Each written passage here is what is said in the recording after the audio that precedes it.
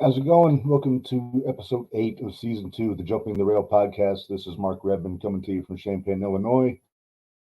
And as usual, joined by my buddy and tag team partner, Gary Vaselio. Gary, how you doing, buddy? Oh, I'm tired, but alive. Me too. It's been a hell of a week. Just busy.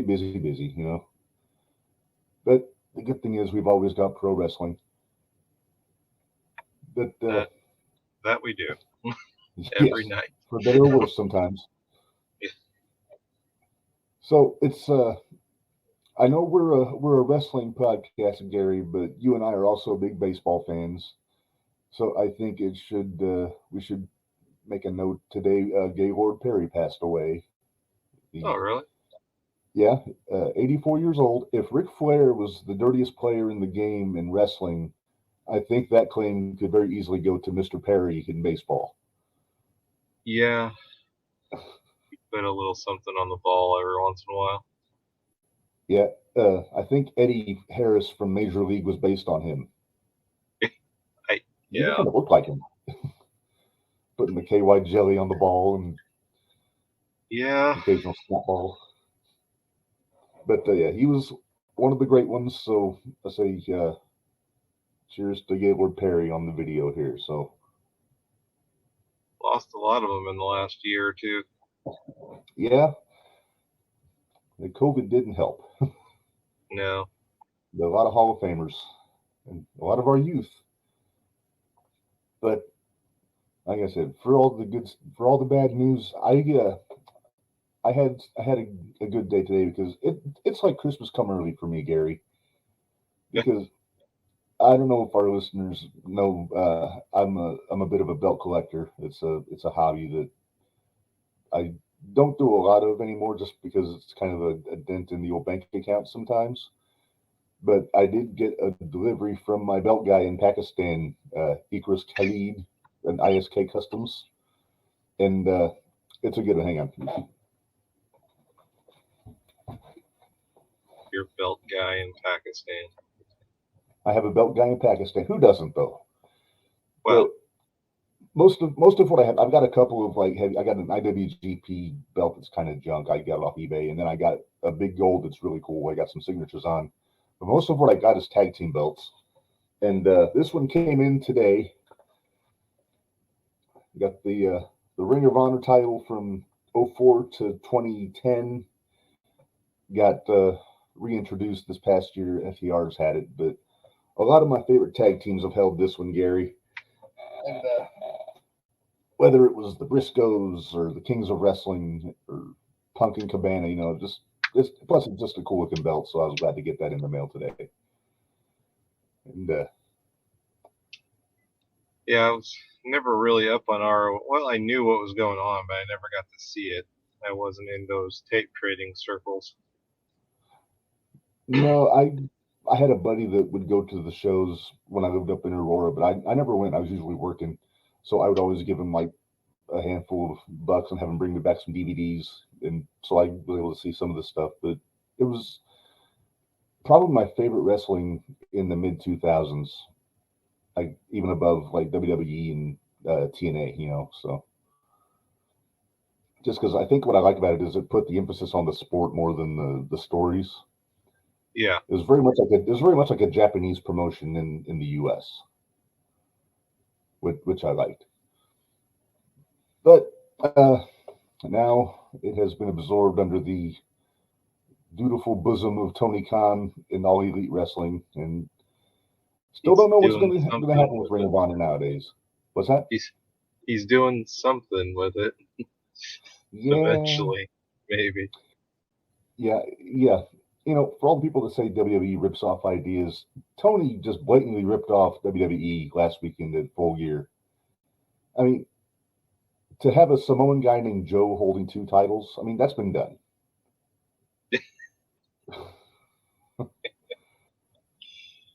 Oh, it's a little inside baseball, but yep. Maybe a True. little bit, but it popped me. So, got to get my hot cocoa going. It's cold out today, and I'm getting over the last bits of my cold, Gary. So I'm trying to heat up the old system here. But let's talk a little bit about Full Gear. Now we didn't get to watch Full Gear live because we were at the 01 USA show last weekend, and Yeah. it was a fun time. I always enjoyed the 01, and you know that out there because I do co-host the 01 Shootout on every other week on this network. But this was your first time going, Gary. So just just off the top of your head, just impressions, thoughts, concerns. What did you think of the show Um. that you remember? Overall, it wasn't bad. You could once I figured out that the guys that were from St. Louis were really that green because they are just students. That kind of that I kind of understood that. The main event was pretty good, and I'm not a huge fan of intergender matches, but it was done well. Uh, the opening to the show, if I'd have been a little more up on, but the opening was still good. Um, the mic work was good. Uh, a lot of the work was pretty good. There were some spots that were it was indie, Yeah, but well, that's what happens on the indies. That's what you're there for, to learn. So as long as you don't yeah, kill somebody, that's yeah, or no serious injuries happen, and I think one of the guys, I think, got a nice little shot to the head in the buckle, but yeah. whatever, he's going to be all right. But yeah, you really knew nothing about the product when you walked into the building last weekend. So, uh, yeah, I think it was a good way to introduce you to it, just to kind of get an idea of the kind of the lay of the land there. But like I said, because of that, we did not see the pay per view. I had to watch it a couple days later, and I honestly, full disclosure, I didn't watch the whole show. I just kind of caught the high points. So, and everybody knows if you're not living under a rock, we've got a new world champion. Young Maxwell Friedman is the champ. Got a big assist from Regal, and I have my thoughts on that, especially after last night on Dynamite. But Yeah, I don't get the whole thing last night, but because now Regal's just kind of hung out in the wind, and he looks stupid for trusting Max. And then if they take him back to Blackpool, he's the one that's been telling him what to do, and now he's the one that screwed up, and mm-hmm. it doesn't make any sense. That was my But exact problem. They made Regal look stupid, and he's supposed to be the veteran Street Fighter guy, and they had him fall for the oldest trick in the book. Let the guy get behind you and whack you in the head. But I didn't yeah, like the pairing to begin with between Regal and MJF. I just thought it seemed weird to me. I didn't mind the program with him. Um, I got I I kind I know it was kind of they kind of shoehorned it all in there, and I understand that because I was listening to Stokely Hathaway on uh, Renee Young's show. He was the first person that kind of let slip what the plans were, and everybody knew what the plans were, but it was supposed to be Punk and MJF, Right. and Punk requested to work with Stokely, and that's why the firm got involved. I would have had the firm come back with MJF after the whole Regal thing. I would have had them just come out to the ring, and he would lead them off. Yeah, a heel Or at like least him Stokely. needs what? Or at least have Stokely come out. Yeah, a heel like MJF needs a stable, just because he needs people to order around, people do his dirty Yeah. work. He's back up. But so I like him as champ. I hope he's Mm-hmm. champ for a while. I like the idea of Moxley's attention on uh, Page. Page.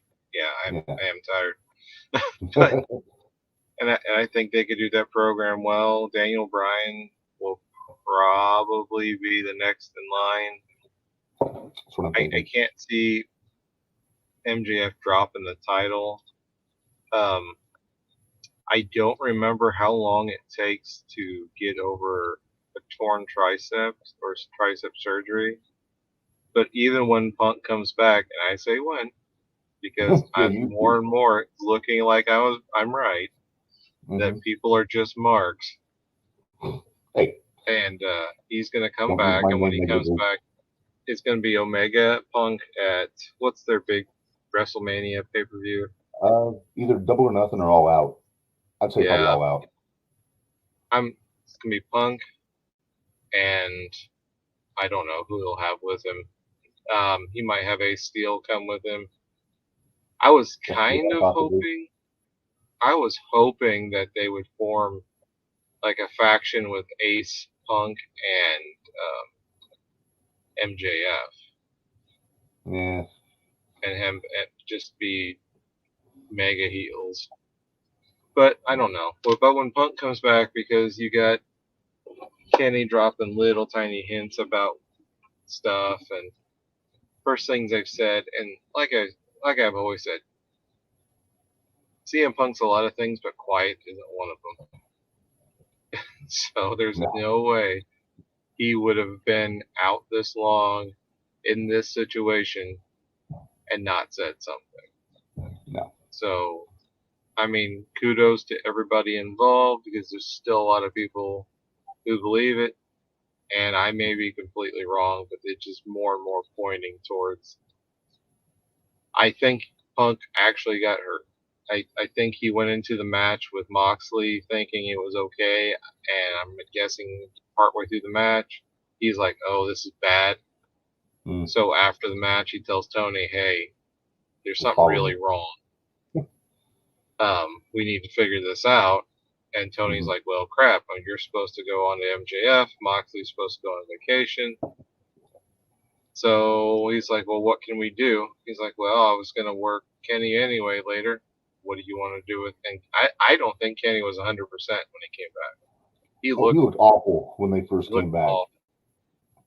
So I It think looked great yesterday. So yeah, I think it was like, you know what, I could use a few more weeks. Punk's going to be out a few months. We're doing this whole new kayfabe thing. Let's just do that. So I don't know, besides Brian, who they will have up against MJF. Maybe Darby. They may do like Jungle Boy. MJF may do the tear down the pillars of AEW thing. Oh, that makes sense. I've heard a lot of talk about Kingston. I've heard a lot of people saying MJF and Kingston could have a really good program for the world title, which I agree with. Yeah. They need to do something with Eddie. Yeah. I mean, it's like they keep doing them favors, like they give them Akiyama or Takeshi, these Japanese guys that he's always wanted to work with.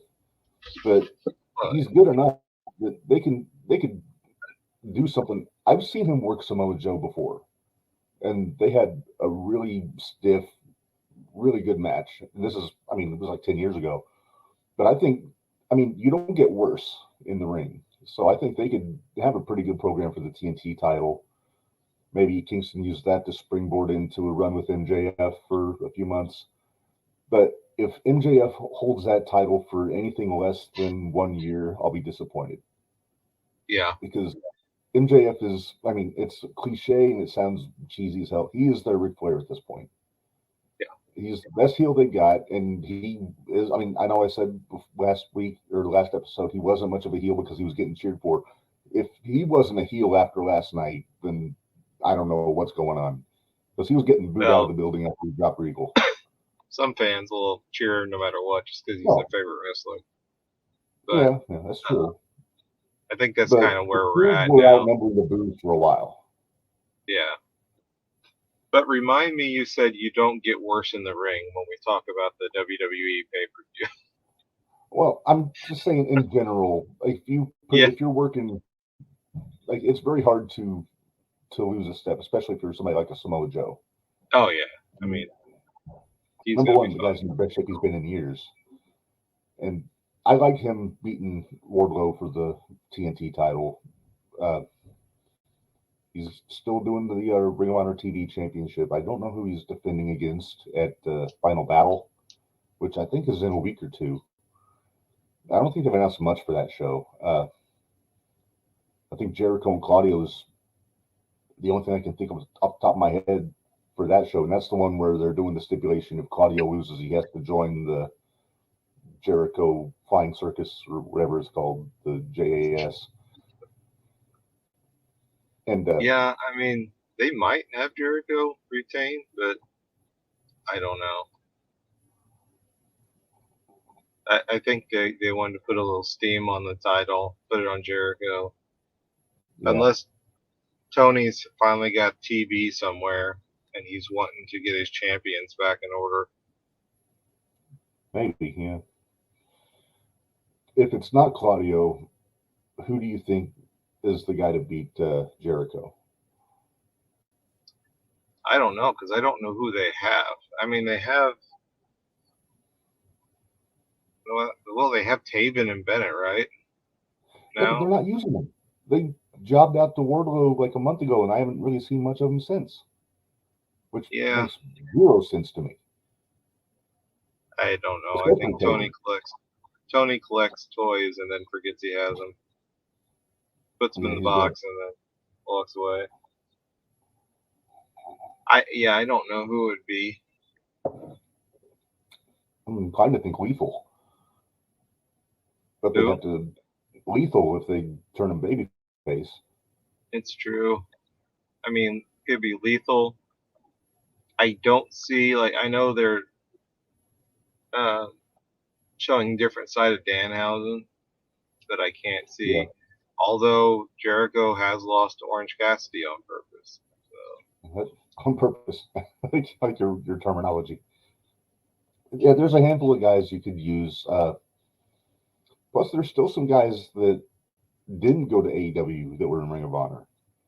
But, yeah. I mean, plus you got to think who of those guys is going back to Ring of Honor. I mean, some of them might stick with AEW.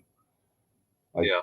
I was thinking Roosh, but now Roosh is pretty much running Andrade's faction. So I don't think he's going to be going back. Is Andrade hurt?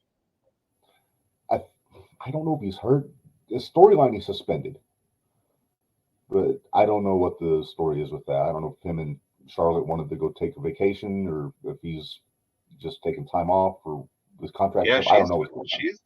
She's been off TV for an exorbitant amount of time. Yeah, for most of the year. So meaning when she comes back, it's going to be that much bigger. And well, I mean, Vince never let people miss her. He just trotted her out there every week. She was always in the title picture. She never had a feud that wasn't for the belt, and I think people just got sick of it because it was just, oh, Charlotte's going to win the belt again. Look at that, coming out doing her Charlotte thing. I think you have to miss somebody. Yeah, the old case of emergency break glass thing, Yeah. Both on Charlotte. I heard an interview, or I read an interview, I should say, with Alexa Bliss. It was interesting. Basically, she said that while she would not, she wants to be the champion again, she says she's happier working with the younger talent and putting people over these days. And she wants to, if she's not the champion, she wants to be elevating whoever's going to be the next top star in the division, which is, I don't know if refreshing is the right word, but it's a good outlook to have. It's a very selfless attitude to have. The right way to do it. That would be the correct way to be. But so was it MJF wins that belt, and then it was Paige and Britt Baker? Oh, Saraya and Britt, yeah.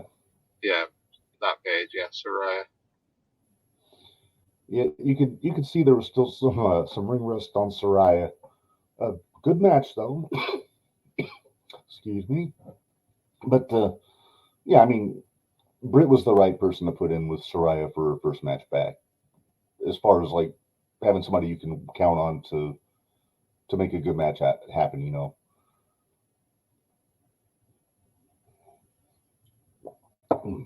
But one thing I was glad about, Gary, is they finally dropped the interim off of the women's championship. Uh, Thunder Rosa officially relinquished the title. Jamie Hayter is your women's champion. All's right in the world, but it still looks like, and this is going off what I saw on Dynamite last night. It seems like Jamie is still playing second banana to Britt, Well, I'm which sure there's going to be a there's feud got there. to. Oh, it's coming. It's definitely Yeah. coming. But yeah, I'm glad that Tony finally got rid of the interim label on that championship because the old saying: if you can't defend the title in 30 days, you lose the title. No holding your place or anything, And Yeah, I mean, if her back's hurt that bad, I mean, at this point, just get the surgery and come back. Or if there's no surgery, if it is, just do what you got to do. But if it's not her back, if it is something else, I don't know. But it's the right decision either way. You yeah, can't just hold the title just because. yeah, yeah. There's they had. I saw the same thing when Cody got hurt last year when he was TNT champion. They put an interim title on Sammy Guevara for 2 weeks before Cody came back. I'm like, come on, if that's the case, just don't put the belt on Sammy at all. Just give Cody the 2 weeks. If it's going to be longer than that, then strip Cody and have a vacant championship match. Yeah. But I don't know. Tony wants to make AEW more like MMA. That's what UFC does all the time. They have interim champions when somebody's hurt, which is weird because I mean, guys go months between fights anyway in UFC. So I Yeah, don't it's know. not. It. I don't know. I don't get it. It's something they do. They want to have a belt to show off. So that's all it is. Hmm. It's just want to have something to put on TV. Hmm. When It's not. Shane It's not like Douglas, UFC. It's not like UFC has a real ranking system anyway. no, it's just Dana's whim. Yeah, it's very ECW. Guy A shows up, fights Guy Z. Guys, so just skipping B through Y altogether. Just Yeah, it's just like, well, that guy. People know him, so we're gonna have you yeah, fight him. right. Surprised CM Punk never got a title shot.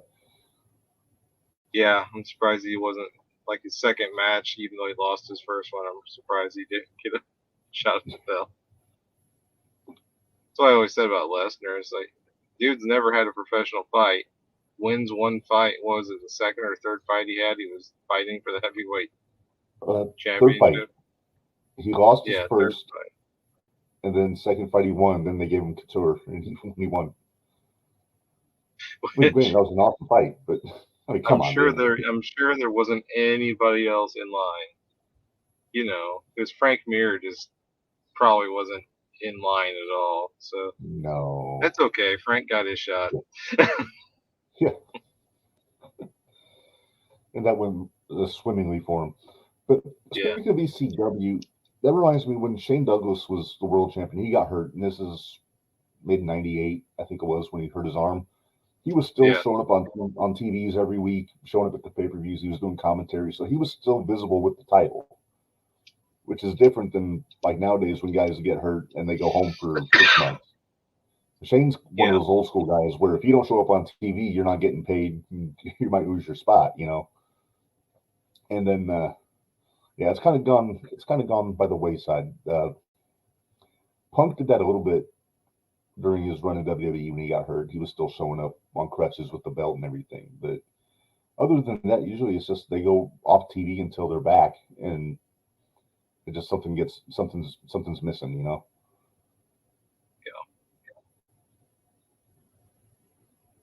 What Yeah, else was there at that? uh, let's talk about the trios championship, Gary. The Elite came back against the Death Triangle. Good match. I enjoyed it. I don't get why they're doing a best of seven. That's a lot. I know this last night was pretty short. It was kind of a out of nowhere victory, but any like best of 5, best of 7 series, eventually, like even what was it? Was it Benoit and Booker T in WCW? Yeah, for the TV title, best of 7. Then those guys can work. But by Mm-hmm. the end, I'd seen everything they could do, and I was just kind of bored. And trios matches, I know there's so much they can do, but man, it's just I can only watch somebody do the same flippy do spot so many times, Yeah, and because it's already boring for me. But because I just yeah, I mean it's good for like an attraction match where it's so different, like it's so fast, it's so energetic. But if you're seeing it literally every show and you're seeing the same 6 guys every show, then it starts to get boring. But well, considering you have 3 of your executive vice presidents in the match, I'm sure they talked their boss into it. They're like, "Oh yeah, this will be great." oh yeah. See what I liked about, and they did the best of 7 again with well, they've been wanting Booker again in WWE for the U.S. title in 05, 06, something, Yeah, and then they did it with Sheamus and Claudio before they started yeah, teaming up. But what I liked about the Sheamus Claudio one is that they were also doing, and the same thing with Booker and Cena when they did their best of 5, I think it was. They would do some of the matches on house shows, so you weren't getting yeah, that match every week on TV. It was like they'd do it on, say, SmackDown. Then on the weekend loop, they would do another one, and then like the next weekend at the pay per view, they'd space it out a little bit more. So you weren't watching 5 matches; you were only watching 2 or 3 of them. And that's something where AEW is missing, having a house show loop. They don't do live events, so they're just doing TVs. So it would almost do them well to have a couple of these matches on Dark or on Elevation on YouTube. Just yeah. I mean, plus then you can see how much they actually draw if you're Tony. See yeah, what your viewership goes up. Say, hey, we're gonna have these 6 guys on Dark. Come watch Dark. Make a big deal about it, and then see how much your viewership pops up, yeah. and see if they're Well, worth the money you're paying them. yeah, both times I went to a Dynamite, and this is like the first couple months that they were on. It was like November, December of 19, and both times they taped Dark after Dynamite's off the air, but both times they had Omega on Dark. I think one night he wrestled Janela, and one night he wrestled Kip Sabian, but he was the last thing in the ring was Kenny Omega, Kip which so I Sabian was mean, back for a cup of coffee too, and then he seems to be gone again. yeah, I don't know what happened with that because Pac turned heel, so he's got nobody to work with. Now Pac's the Hammer Man. Oh yeah, yeah. The trios thing, I'm kind of over it just because I'm I'm in the very I know I'm in the vocal minority when it comes to not caring about the Young Bucks or Kenny Omega. Could care less. I think they're mostly all hype. They have about 4 moves in between them, and they just do them on repeat. Same thing I feel about Jimmy and Jay Uso. It's just the same thing over and over and over again. I'm just tired of seeing it. So I could care less what they do. Yeah, that's where Sami Zayn is so valuable with the Usos. He's giving them that new wrinkle that makes them a little bit Yeah. different. But you talk about Pac, and he's got the doing the trios thing. I'm still waiting for him to get a significant run with a singles title there, because you watch him in the ring, and I put Scorpio Sky in this conversation too. He's probably the most consistently like solid guy they got in the ring. You never see Well, him make a lot of mistakes. He never like when he'll do the flippy shit, but he's got such good body control that it looks like it's easy, and he always lands on his feet both figuratively and literally. And he can wrestle on the mat. He can do the submission stuff. He can do the technical stuff. I don't know why he's not at very least in the TNT picture right now. I don't know. Well, they had him with the what is it, that Intercontinental belt or whatever All it Atlantic. is. Yeah, the All Atlantic Championship, and they had him going back to the UK and going all over the world defending it. But that doesn't do a lot of good on Dynamite. Yeah, I don't know. You're gonna have to figure out too. But with Pac and with all these guys, now you have a reformed, resurgent, re-energized House of Black. Yeah. And I'm sure at some point Tony had to make some promises to get those guys to stick around. Because I'm guessing that even though, they're back and everybody thought they were all gone, I'm sure there were rumblings about, hey, you're not doing anything with us. And they wasn't. And that faction's too good just to be doing nothing. Even Julia Hart. Yeah. Julia Hart came a long way. Yeah. So she was I don't know about in ring. I don't know about in the ring, but character wise, doing good stuff. Yeah, that's it. She doesn't have to be in the ring. She can just do what she's been doing, like on the outside, distraction spots and all that stuff. But yeah, there's not a weak link in the House of Black. Everybody in that group is so good.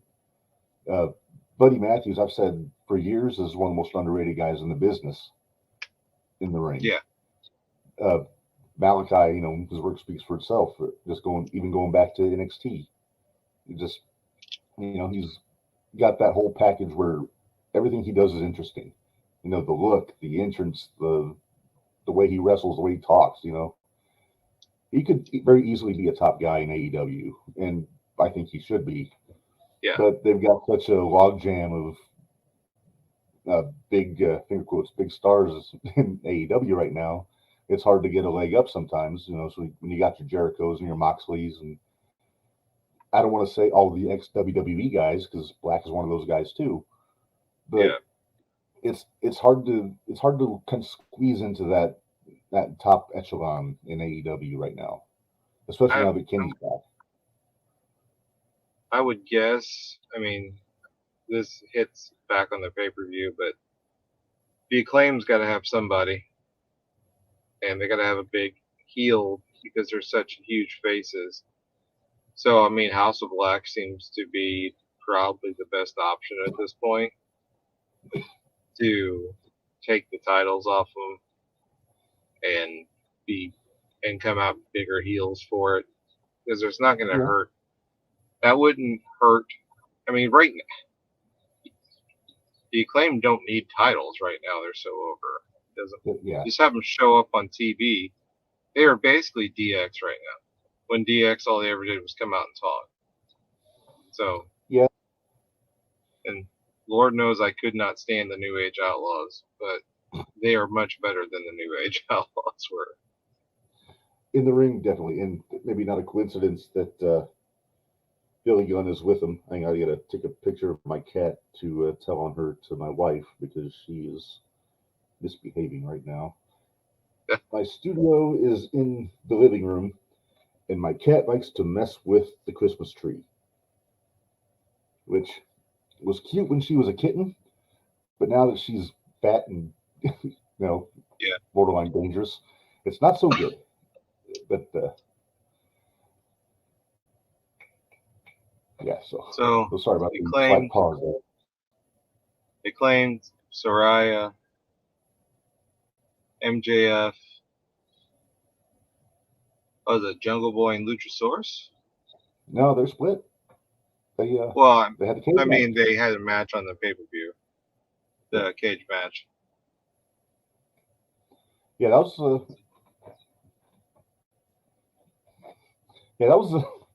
a good match. For what it was, cage match. It's gonna be a spot fest with those two guys. Luchasaurus didn't hurt anybody, which is a pleasant surprise. He tends to work a little little sloppy in the ring sometimes, but it is what it is. Uh, yeah. So then you got that. You got Jaden the Nyla Rose, which was for what it was good. Yeah. Yeah, I don't know what to do with Jade. I mean, she's still on the win streak. I guess you keep her where she's at, but eventually you run out of people to run through that wood chipper. Yeah. And right now you have Jamie Hayter, who is really over, really good, and she's going to be doing a program with Britt. I don't know where you put Soraya. If Yeah. if you put her at the bottom of the division and have her work her way up, but even if she is 100%, she's probably on some version of borrowed time. Yeah. So you might want to get what you can out of her while she's there.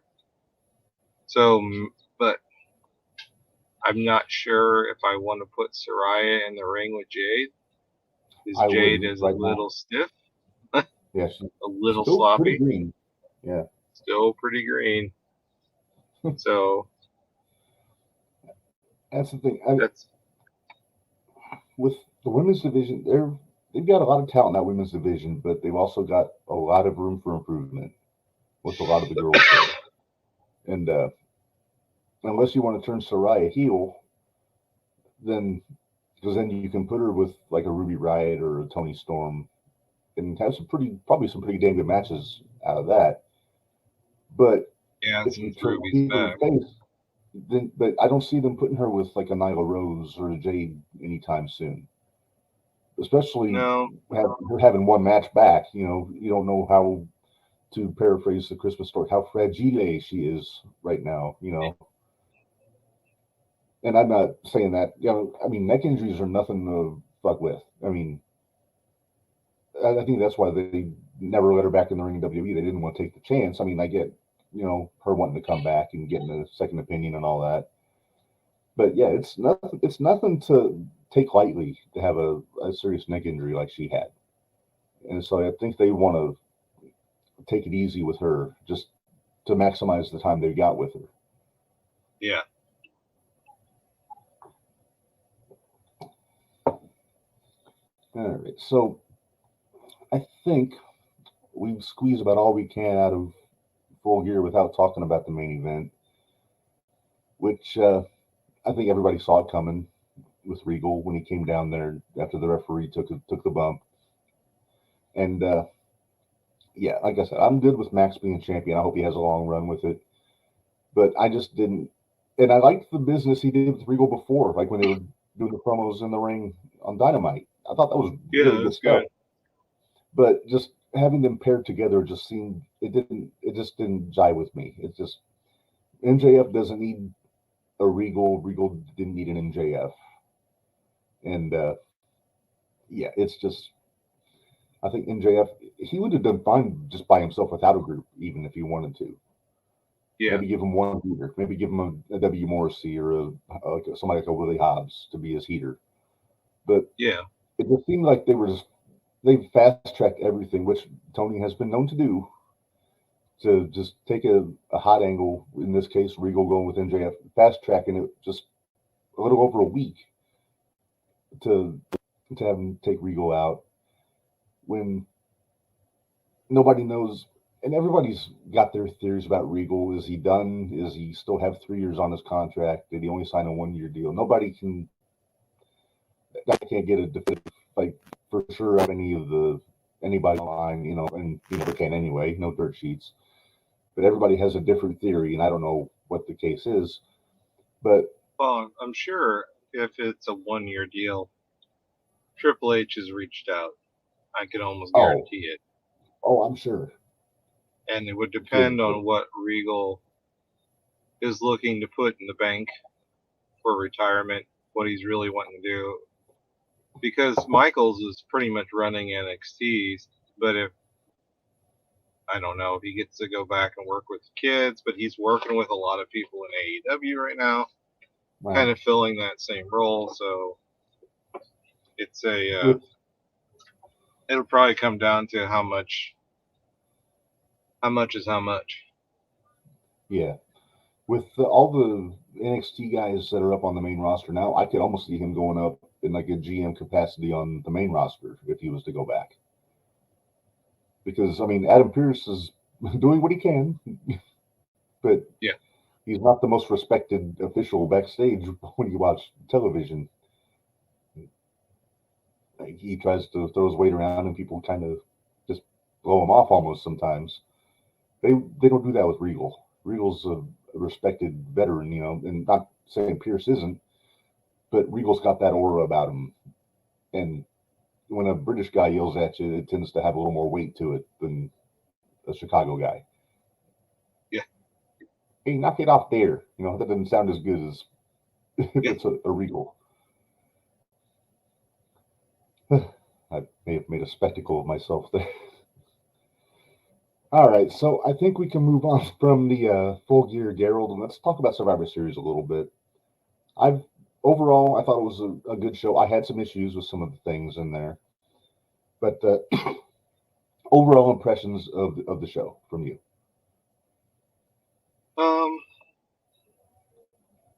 The women's match was, man, like you just got Bailey back, and I can't remember the spot. It was like a powerbomb spot that, like, Bianca Belair spiked her basically, and those matches to me are just invitations for people getting hurt, and you've got 10 people with the chance of getting hurt in each of those matches. Because you have all that plunder, you're going through ladders, you're jumping off cages. It's just, while they're fun to watch, I'm glad they only do them once a year, because it's a lot of dumb. But it was a good blow off. So I like the women's. The men's was, of course, you got your big Sami Zayn, not turn, but just being cemented into the Usos. I don't know where you go from there, though. Like, there would be a part of me, if you gave me the book and the money, and you told me, hey, who at this point are you going to have take the belt, one of the belts off Roman? I'm saying Sami Zayn. And I'm saying, like, you get him in a match, do it like a 3-way or a 4-way. Roman brings Zayn in on purpose because he knows he's one of his guys, making it like a 2-on-1 or, and then Zayn screws him, takes the title, and runs away. That would be a very simple thing to do. Yeah. So that's what I would do. Because where else are you going to go? At this point, there's nothing else for Sammy to do. He's going to be Sammy. He's going to be running around. He's going to be mouthing off. He's already proven himself. You can do that for another month or so. That's fine. Sure. But I don't know. Of course, I don't know what The Rock's going to be doing, or if The Rock is coming to Mania, or we'll know here in a few months. I'm sure he'll make his appearance at Rumble, but that's all dependent on that. But I don't think Reigns needs either of the belts before he faces The Rock anyway. I think he needs them both gone. I'm with you. So I'm fine with him losing to whoever. Mm-hmm. I would have a match where it was like, all the belts are on the line. First fall gets this belt, second fall gets this belt, and you could give one to McIntyre and one to Zayn. Give one to Owens, one to Zayn. You could I would book that. I would say it was a 3-way or a 4-way with Owens, Zayn, Reigns, and McIntyre, and then I would have I'd throw Rollins in there. Rollins, and then have uh, have Owens win one title, and then or have whatever happened, and then Owens and Zayn turn on Rowan and screw him out of the belt. But I would give Sammy the title right now. He might as well. He's never going to be any hotter. No, definitely not. I had a thought before the pay-per-view, and if you really wanted to cement the Bloodline as a heel group, which right now they're kind of on the fence. I mean, they're getting a lot of cheers out there. They're over. The whole "we the ones" and the finger and all that stuff. They should have, after they won in WarGames, they should have had Sammy go in for the hug with Roman. Roman puts the arms out, and then as Sammy goes in, Roman just pop him, just nail him, and just knock him out. And this is, and my theory is also dependent on their blood policy. I would have just bloodied the hell out of him, just run him into the cage, hit him with the chair, all that stuff, and just leave him just a heap in the ring. And that would get them their heat back. They could be the heels, and then I think they've already announced, or they're close to announcing, Owens and Roman at the Rumble for the undisputed title, and that could be something where either Sammy helps Owens win, which is possible, or just Roman wins Roman wins and Sammy comes out for payback afterwards. Yeah. Then maybe he challenges Roman. Maybe he and Owens challenge the Usos. Maybe they take the tag belts off of them, because they're about due. Also, they're a little over 400 days. So. Oh yeah, they're past due. Yeah, but Owens and Zayn has always been a fun team. Yeah, there's all kinds of options, but that's how I would have done it. I mean, at the risk of hot-shotting an angle, but this Sammy Roman bloodline thing has been going for a few months now. I think if they were to end it, I think there's been enough time that they could do it without getting too much backlash. What else was? Finn and AJ was Finn and AJ. It wasn't really anything special. No, they're never going to have a bad match with each other. No, because they're both really good at what they do. Yes. They're both very competent professional wrestlers. Yes. Which is what every wrestler wants to hear. You're very competent. Thank you. But you had the very best. You had the run-ins, which is expected. But yeah, I mean, I was a little surprised AJ got the win. I thought they would have had Finn win, because they're really heating up Judgment Day the last few weeks. But yeah, I'm not sure when they're going to bring Edge and Beth back. Maybe they'll do that at Rumble. Possibly, maybe Mania. Yeah, maybe do a tag match at the Rumble and then have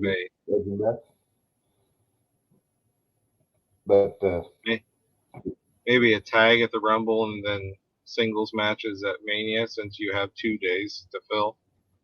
Maybe that makes sense. And yeah, it's coming, definitely. I mean, to have them come out and be in the Rumble, I mean, it's been done the last 2 years. They got to give them something a little bit different. But yeah, you could easily do something, even Dominic and Rhea against Edge and Beth at the Rumble. But I still want to see Dominic and Ray at Mania in a mask versus hair match. Especially after that. Hey, it's a lucha tradition, man. It is. And that'd be a way to heat up Dominic, have him win, take Ray's mask, walk around with it like a trophy for a while. Finally get that mask off of Ray, because he never should have had it back to begin with, because he lost it in WCW. Oh, yeah. But leave it to Vince McMahon to say, "Oh, that never happened, pal." You know. I don't even But remember what else was on that show. I do. Well, the best match of the night for me was the three-way for the U.S. title: Rollins, Oh, Theory, that and was pretty good. Lashley. I like the Theory won. I like how Theory won. It was one of Yeah. those, you don't expect it. You thought that.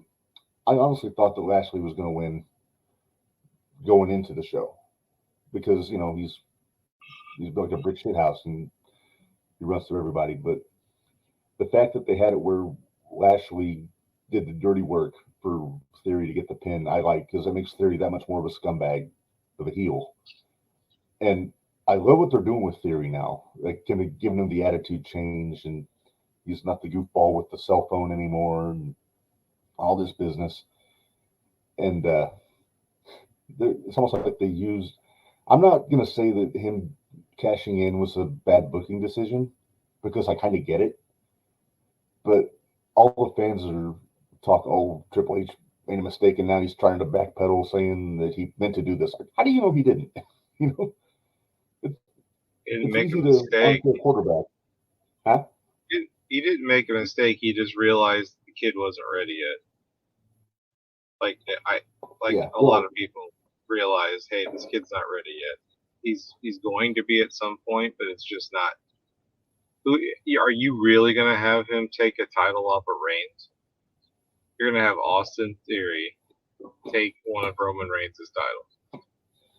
That's why I like Theory's promo a couple weeks ago so much.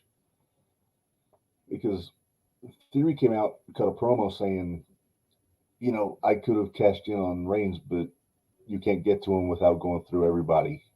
And if I cash in, they're going to just screw me over anyway. And they're trying to build up the U.S. title as the top belt on Raw. So why not have him cash in on that? It just makes sense to me that way. Yeah. But yeah, I like what they're doing with both of those belts, the U.S. and the Intercontinental. They're really building them up to be like the main belts on the show because the world title's not getting defended on TV. It's just on pay-per-views pretty much. So now they got Gunther going to defend against the winner of the World Cup, which I think they decided tomorrow. And then Theory's doing his business on Raw with Rollins and Lashley and all these guys, and they're really building up the prestige more for those, which I've been wanting them to do for years. But it almost seems like Vince put the briefcase on Theory because he thought he was going to be the next big flash in the pan. It's like Triple H. As soon as he took the book, it's like, okay, how can I get the briefcase off of Theory? Yeah. So well, I think I'm sure there was a part of it that was just, hey, you're Vince's dude. Sorry, I got to do this. Right.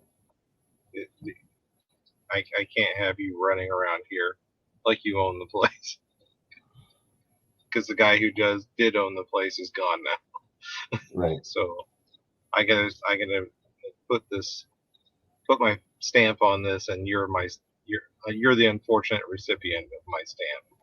So yeah, and it's not a case of everybody always for years they've always talked about Triple H burying people. I don't think this is a burial or the failed cash in wasn't a burial. He wouldn't have a title at all. He would be jobbing out to everybody. He's not being buried. He's being built. Yeah. Instead of just being shot to the top, he's being built into a competent. Like it's a slow burn. His promos weren't good. No, they were bad. These last few have not been bad. He's got a little bit of fire in his eye. Mm-hmm. His in-ring work's got a little bit of grit on it now, which helps. Yeah. So this is good for him and his entire career. Yeah, I agree. And yeah, it was like, and I'm not saying that he was like they didn't bury him because they put the belt on him. As soon as he lost that cash in, that's when everybody came out of the woodwork saying, "Oh, he's getting buried." They didn't wait a week to see what's going to happen. Like they're so used to Vince, like everything happens now. Next week doesn't matter. But with Triple H, it seems like he's much more into like the slow burn.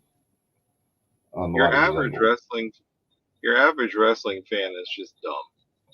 That's what it is. Like they all they know is what they seen every week, and they don't think any other way. They think within these little boxes, and which is, you know what, that's actually good for the industry because you don't have to wow people all the time because they're not going to appreciate it anyway.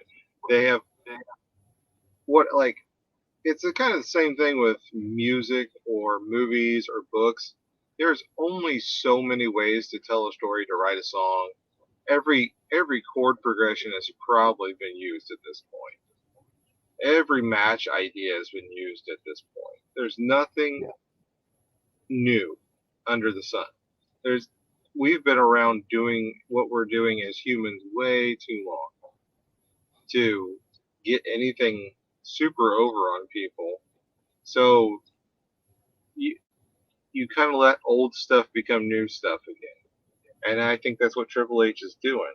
I think Vince was just stuck in his just mindset of he was just trying to make the most PG, just white toast product he could because he wanted to get sponsorship. He was building this and that. But what he wasn't realizing was he was losing viewers. He was losing attendance. And he was just like, oh, they'll come back. I don't think they would have. From what I'm seeing, people are coming back to shows and to pay-per-views. Like their attendance has been, it looks like it's been way up. Yeah. So people are responding to people showing back up, to newer storylines that are basically old storylines that are being told better than they were. You got people with a little more freedom on the mic and just little stuff like that. Triple H doesn't have to be a genius. If he just doesn't screw this up, they'll be fine. Yeah. Like Tony Khan, same way. Just don't screw it up and you're going to be fine because you have your own segmentation of fans. Like I watch everything just because I am programmed to watch wrestling. Like, there's a lot of fast forwarding. I'm not going to lie to you. This is a guy who does a wrestling podcast every other week and talks wrestling all the time. But there's a lot of fast forwarding. There's a lot of like, I've seen this, and then it's like spot, spot, spot. Oh, what was that? Oh, what was that spot and that spot? Okay, I get it. Okay, and now they're talking. I'll listen to them talk, get the storylines across. And then I'm like, oh, I want to see this match. And I'm like, oh, that was good. But it takes a lot for me to really get into something. And some matches this year have done it, which there have been years, especially the last few years, where no match really lit a fire, where I was like, oh, that was excellent. But Danielson has had some just bangers. Punk versus MJF in the dog collar match was good. So like AEW's come through, but now in WWE, there's been some storylines and some matches. Like every time Rhea Ripley's on screen, I want to find out what she's doing because she is just elevated to a different spot. Dominic's even becoming interesting because he wasn't before. I care that Austin Theory is a living, breathing person. Like, I just didn't care before. I knew he was on my screen, but I didn't care. But now I'm starting to like say, hey, this is actually a decent storyline, and these are things that I want to pay attention to. So, yeah, I overall, I think the business is trending in a very good way. Even not TNA, Impact, with the whole Bully Ray turn on Josh Alexander. Mm-hmm. I actually want to see where that's going. Because I know Bully can pull things out of people. There's a few people on their roster that I kind of want to know what they're going to do with like the Violent by Design stuff, because Yeah. I'm a big Eric Young fan, and I don't know. I know Triple H liked him a lot, so I'm wondering if maybe there's been feelers put out for that. The comebacks in some capacity, maybe be an agent, or but Eric seems to want to work. So like the business on the whole has a lot of growth potential right now. Mm-hmm. But I don't see a whole lot of crossover. Like there's a lot of segmented fan base, which is kind of weird. It's all wrestling. Yeah. What else was on Survivor Series, Marcus? It wasn't much. I mean, there was only like 5 matches on the show, and I think we covered. I mean, there was Shotzi and Ronda, but that match kind of speaks for itself. Oh, hey, there it is. Uh-oh. You were saying that you don't regress in the ring. Ronda Rousey has got moment? worse. I didn't think it was possible because she was green when she first started. Mm-hmm. But then by the end of her first run, she was competent. Like she was very competent. She was hitting stuff. Her promos were much better. She took that time off. She came back, and I think whoever was writing her promos just didn't know her voice. Mm-hmm. Her promos have gotten better over the last few weeks because she's a much better heel than she is a baby. Agreed. Got to let her be a heel. Mm-hmm. But her in-ring work is awful. And it's just bad.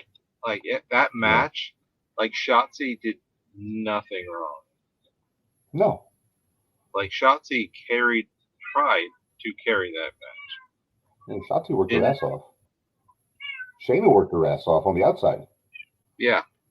But there was nothing either of those two could do to save how bad that match was.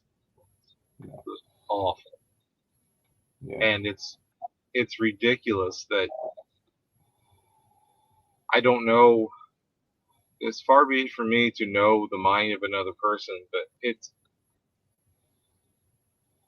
I think she's just so busy doing other stuff besides wrestling that she's not putting the time in.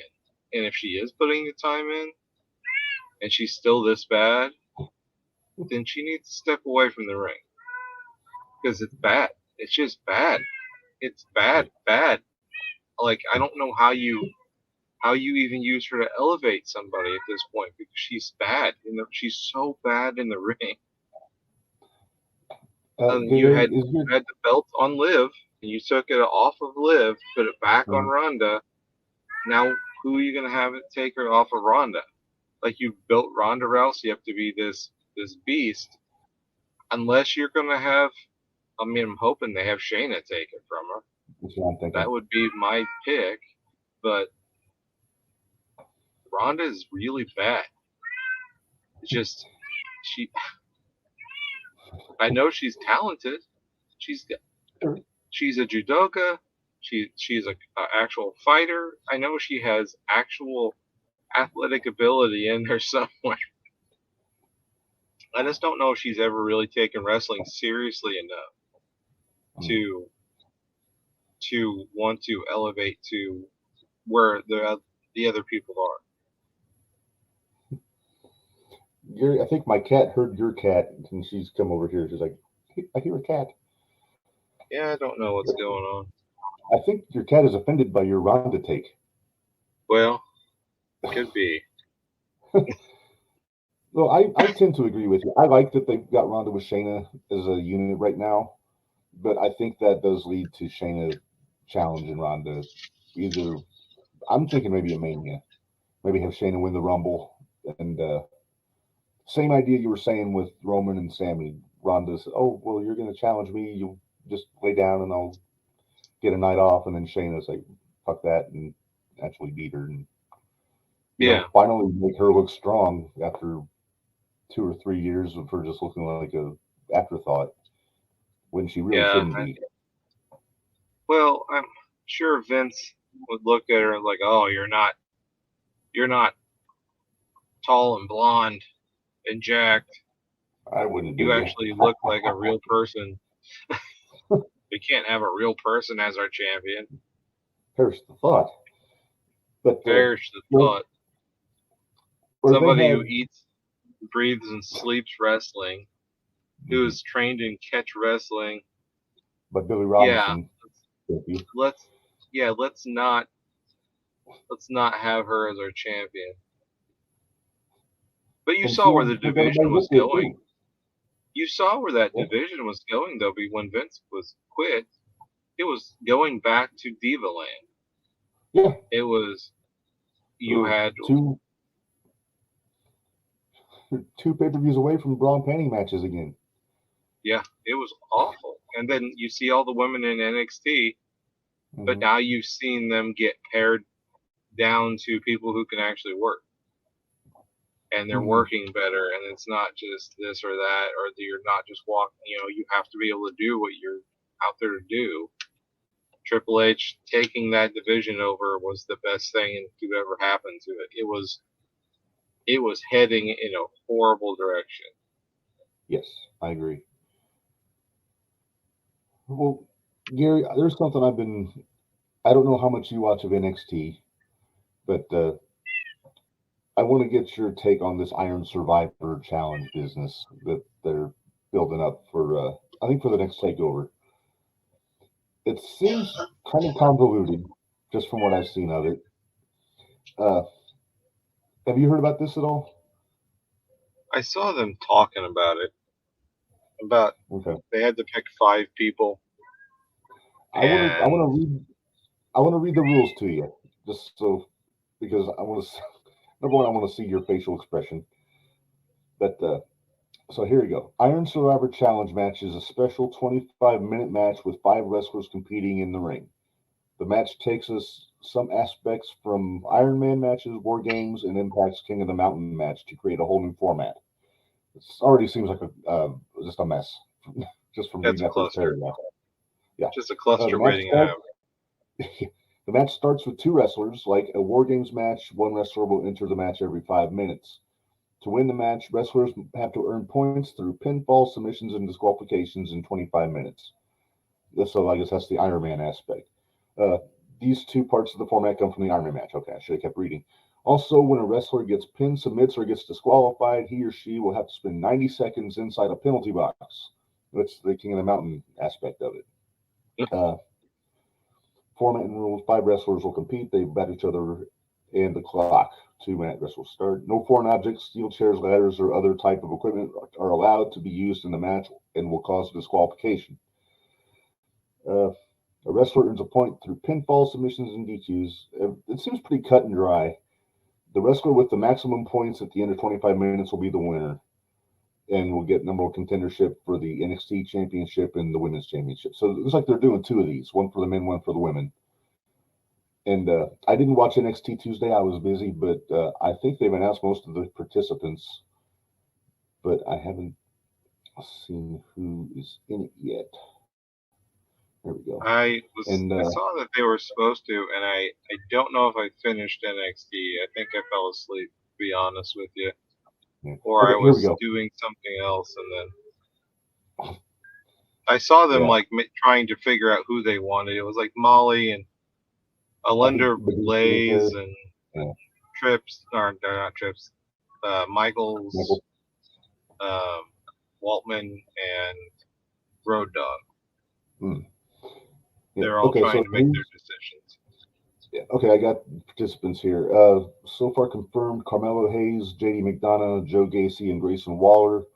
The final participant will be determined in 3-way match between Andre Chase, Axiom, and Von Wagner on next Tuesday's NXT. So there you go. And then the women's match: Zoe Stark, Cora Jade, Roxanne Perez, and Kiana James are announced for it. And same deal. The last participant will be determined on a 3-way between Indy Hartwell, Wendy Chu, and Fallon Henley, who I think is the girl with the Cowboys. Yeah. The faux APA. Yeah, So, not a bad lineup on either match, to be honest with you, from what I've seen. So I'm curious to see where it goes. But yeah, it's got clusterfuck written all over it. I, Just I all do the enjoy rules. I do enjoy NXT for the simple fact that people have jobs again, not just Yeah. like wrestlers, but like there's that one guy that was just a security guard and now he's a Oh, Hank. wrestler, Hank. And I then forget his there's last name, but Fallon, Hank. who she owns a bar, and that's where they met her. And then all of a sudden, she's a wrestler. Like Kiana James is a runs her own corporation or something, and then wrestles basically on the side. So So you like the there's vocation-based characters again? yeah, there's like I mean, even your cult leader is kind of it's his job. It's not just he's not True. just a wrestler who's a cult leader. He's a cult leader who wrestles. Well, if you love what you do, you never work a day in your life. That, but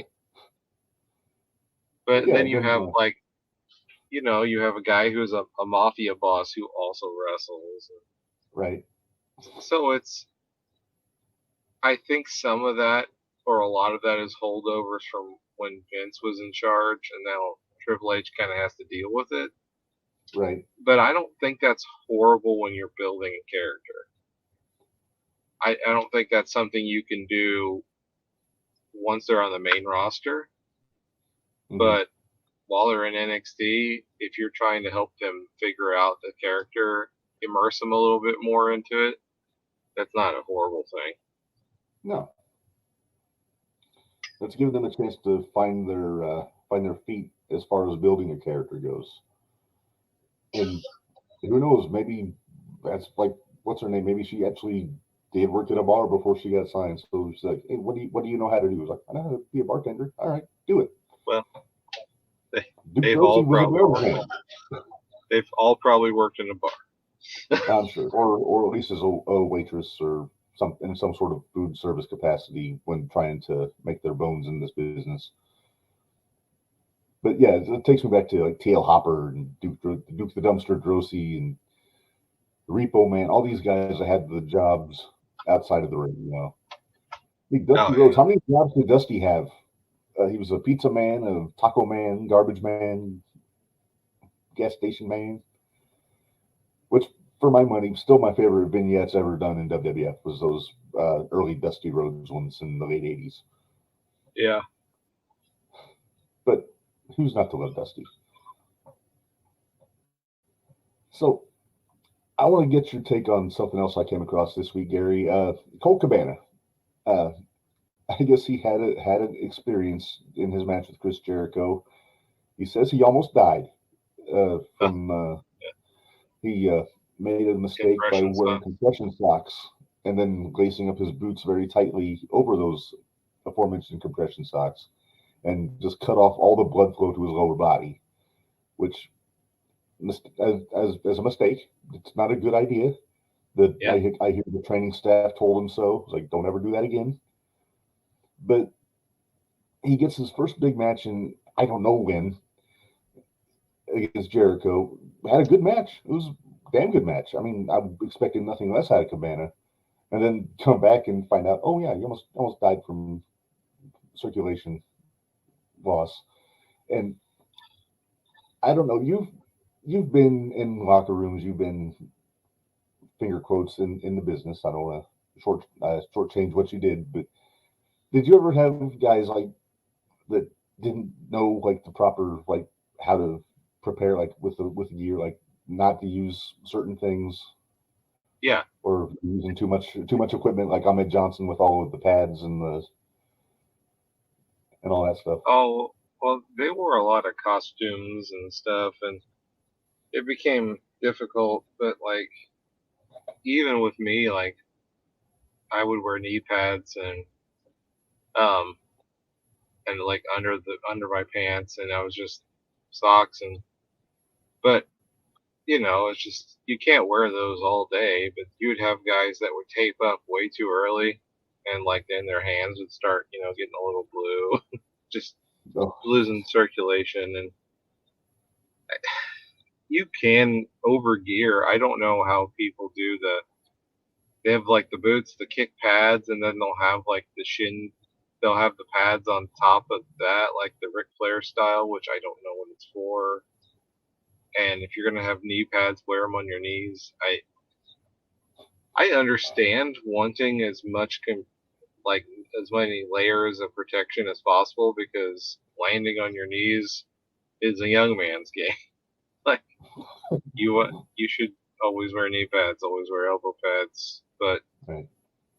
my buddy Josh would say different. He never did, but he was a he was a big believer in just hitting people. So it wasn't, Right. wasn't really like didn't really matter. But I Oh, I I think you see a lot of the guys who I don't. That's just weird that Cabana would start doing. A lot of those guys are so like superstitious in what they wear and how they wear their gear and when do they get ready and how they even tie their boots. That him mhm. putting on a new piece of gear is just an odd. It's almost odd to me. Yeah. Larry's a business used the same bootlaces for 25 years, Yeah, which is impressive that he could keep track of them for that long. yeah. But yeah, he said I think he was doing commentary with Shivani during I forget what match it was, but he said he always used the exact same bootlaces from the time he broke in. And it's just, I don't know if it's superstition or maybe they were just really good bootlaces. Or he was just But yeah, super cheap. it's super cheap maybe. But yeah, you look at, and I keep coming back to Ahmed Johnson because he had the knee pads, he had the shin pads, the elbow pads, he had the pad over his triceps. He was literally like he was still playing football, Yeah, and it I didn't help his weight. no. I mean, I know a lot of guys wear the arm sleeves now because they've had arm problems, and I get it. Mhm. But I'm I'm of the opinion still that I don't understand why guys get like full sleeve tattoos because to me like that takes away from the look of the musculature. I mean, it's your body, you do what you want, but to see like all the work you've put in, but if you covered it up with black ink, Mhm. it's hard to make that all out again. Yeah. Because like Undertaker never looked as big as he was because he was just completely covered in tattoos. Like Yeah. he always just kind of looked like a dude in tattoos. Like Randy Right. Orton, dude's chisel out of stone, but doesn't look that big, even though he's a pretty big dude. Like Right. it's I just think, so if you're gonna cover yourself in expressionary art, that's fine. But then if you're also going to like cover yourself in padding, then I I think you're missing out on the whole point of the body side of professional wrestling. right. I never got Scott Steiner getting all tatted up. He's like, look at him now. He's number one. He's got the penis shaped sword on his chest, which I won't tell him that to his face. And then he's got like almost like tribal tattoos up and down his arms now. It's like, come on, man, you get the biggest arms in the business, and you're gonna cover it up. Well, And I'm not he did. knocking tattoos. I mean, I know several people who've got the tattoos, but I mean, Scotty from the majority of his career had nothing. He had the peaks, Yeah. Well, it might driving be the peak now ball. because his career is basically over now, and I, he's I think he's completely off the gas at this point. So he's Mhm. shrunk quite a bit.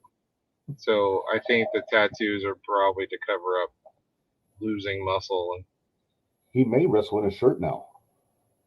you know. But he's like what? He's got to be 60, right? He's got to be at least close. Hang on, actually I'll tell you. I've got Wikipedia at my disposal here. If he's not, Rick definitely is. Scott Steiner. He is 60 years old. Well, Really, just for comparison, he Rick had that is injury or that 51. surgery where he got sliced open, and then he lost a lot of musculature in his chest from that. And so he never really was the same after that. So No. I'm sure he just kind of knew he was on the downhill from that point. Yeah. That's fair.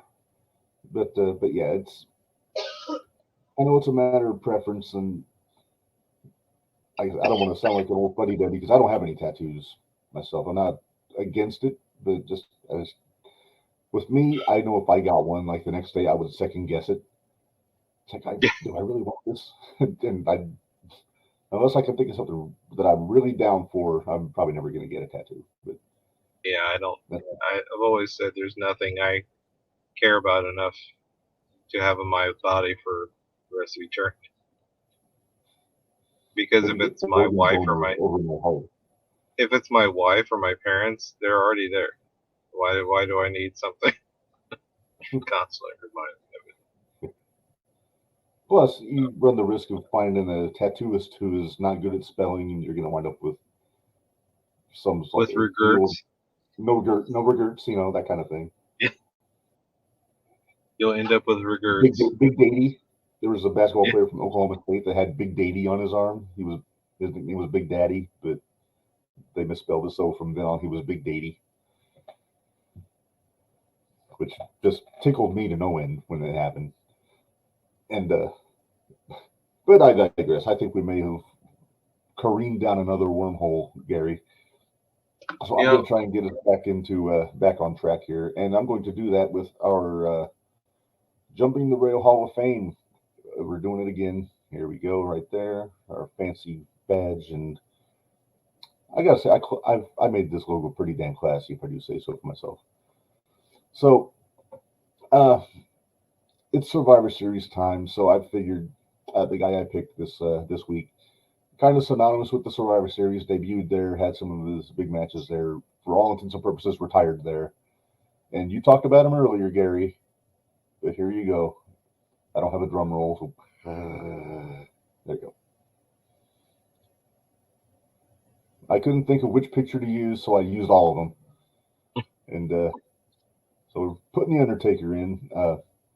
Kind of a no-brainer, Everything he's done in the last 32 years has basically screamed Hall of Fame. I'm not going to say Texas Red was a bad gimmick, but yeah, just Undertaker's the greatest character Vince ever came up with, hands down, if you ask me. Could only have worked with one guy, and that's Mark Calloway. Yeah, Punisher, Dice Morgan. Dice Morgan, yeah. Mean Mark, which always tickled me. Yeah, Mark Callis, one of the skyscrapers. Guy in WCW said he was never going to draw a dime. Holy Anderson said he wouldn't draw, so he let him go. Just another example where always maybe a little bit out of touch. Slightly. Yeah. I don't like. He's one of those guys where you look at him, and he could do anything in the ring. He was a giant dude. He was super athletic, and I just don't know if he was too athletic and they didn't know what to do with him. And Vince finally figured it out. But man, that's a gimmick that should never worked. Not let alone work for 30 years or however long he was actually the Undertaker. That was from 1990 to 20, basically for 30 years, 2020 or so. Yeah, because it shouldn't have worked. His last match was at WrestleMania with AJ. So,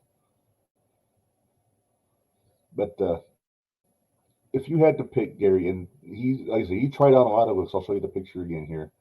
Which one was your favorite Undertaker? I think mine would probably be the biker, the American Badass. It was the most authentic, I think, version. Oh, you like the biker taker? Yeah, I did. Kind of looks like me, doesn't he? No. Probably not. Well, I mean, I have a lot of good memories of early Undertaker. I still remember like the match where all the villains jumped him and threw him in the coffin, the light, Royal Rumble '94. and so that was a lot of fun. Then you had the fake Undertaker, and there was like this window where I really liked him. Like he was still kind of wearing the gloves, but he wasn't. And right before like the ministry stuff, because I have a feeling he had just kind of given up during the ministry stuff. He just didn't seem as motivated. He wasn't as Yeah. fit. He just wore the big robe all the time. Just yeah. cut promo.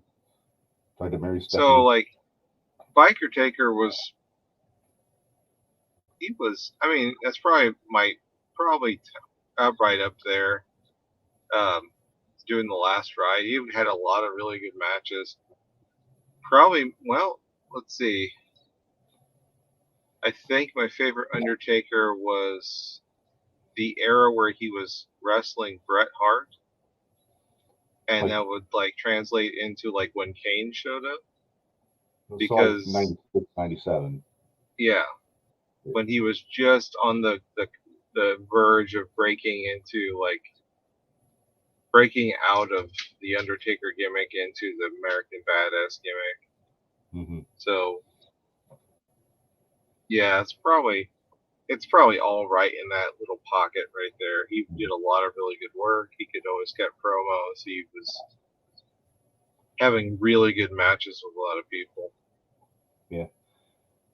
I remember when he debuted the biker at Judgment Day in 2000. I loved the program with him with the McMahon DX group. You know, just the way he was working with Vince and trying to run him over with the motorcycle, and then the matches he had was like with Triple H and later on with Kane. But I think my favorite Taker matches from that period, and that was the match with Triple H from WrestleMania 17, which and I always liked Undertaker before then, but that one, I think that's the match that really put him over the top for me as being one of my favorite guys on the card. Because before that, I was always big into like Bret Hart, you know, Steve Austin, obviously, but then this the fact they gave him like a more realistic character, which isn't even a character, it's basically just him, and yeah, he was able to make that work, and it just kind of put him over the top for me there. And I was kind of bummed when he brought back the Dead Man in 2004. It seemed like a step back at first, but I'll be damned if he didn't make it work. I think it was just a case of people being ready for it again. Yeah, they were wanting I think Taker that was old ready for it gimmick again. back. Yeah, I think Taker might have been. I think Taker was tired of it when he changed, and then I think it took a little bit of selling from Pritchard to get him to agree to do it again. But then once he got back into it, I think he was good with it. But what was I going to say? I was going to say something, but I forget. Your favorite Undertaker match? Put you on the spot a little bit. Michael's Taker 1 from WrestleMania 25. Yep, because it's probably my favorite match of all time. With the exception of the dive onto Jimmy Snuka's kid, it was a perfect match. Yeah, that almost killed him.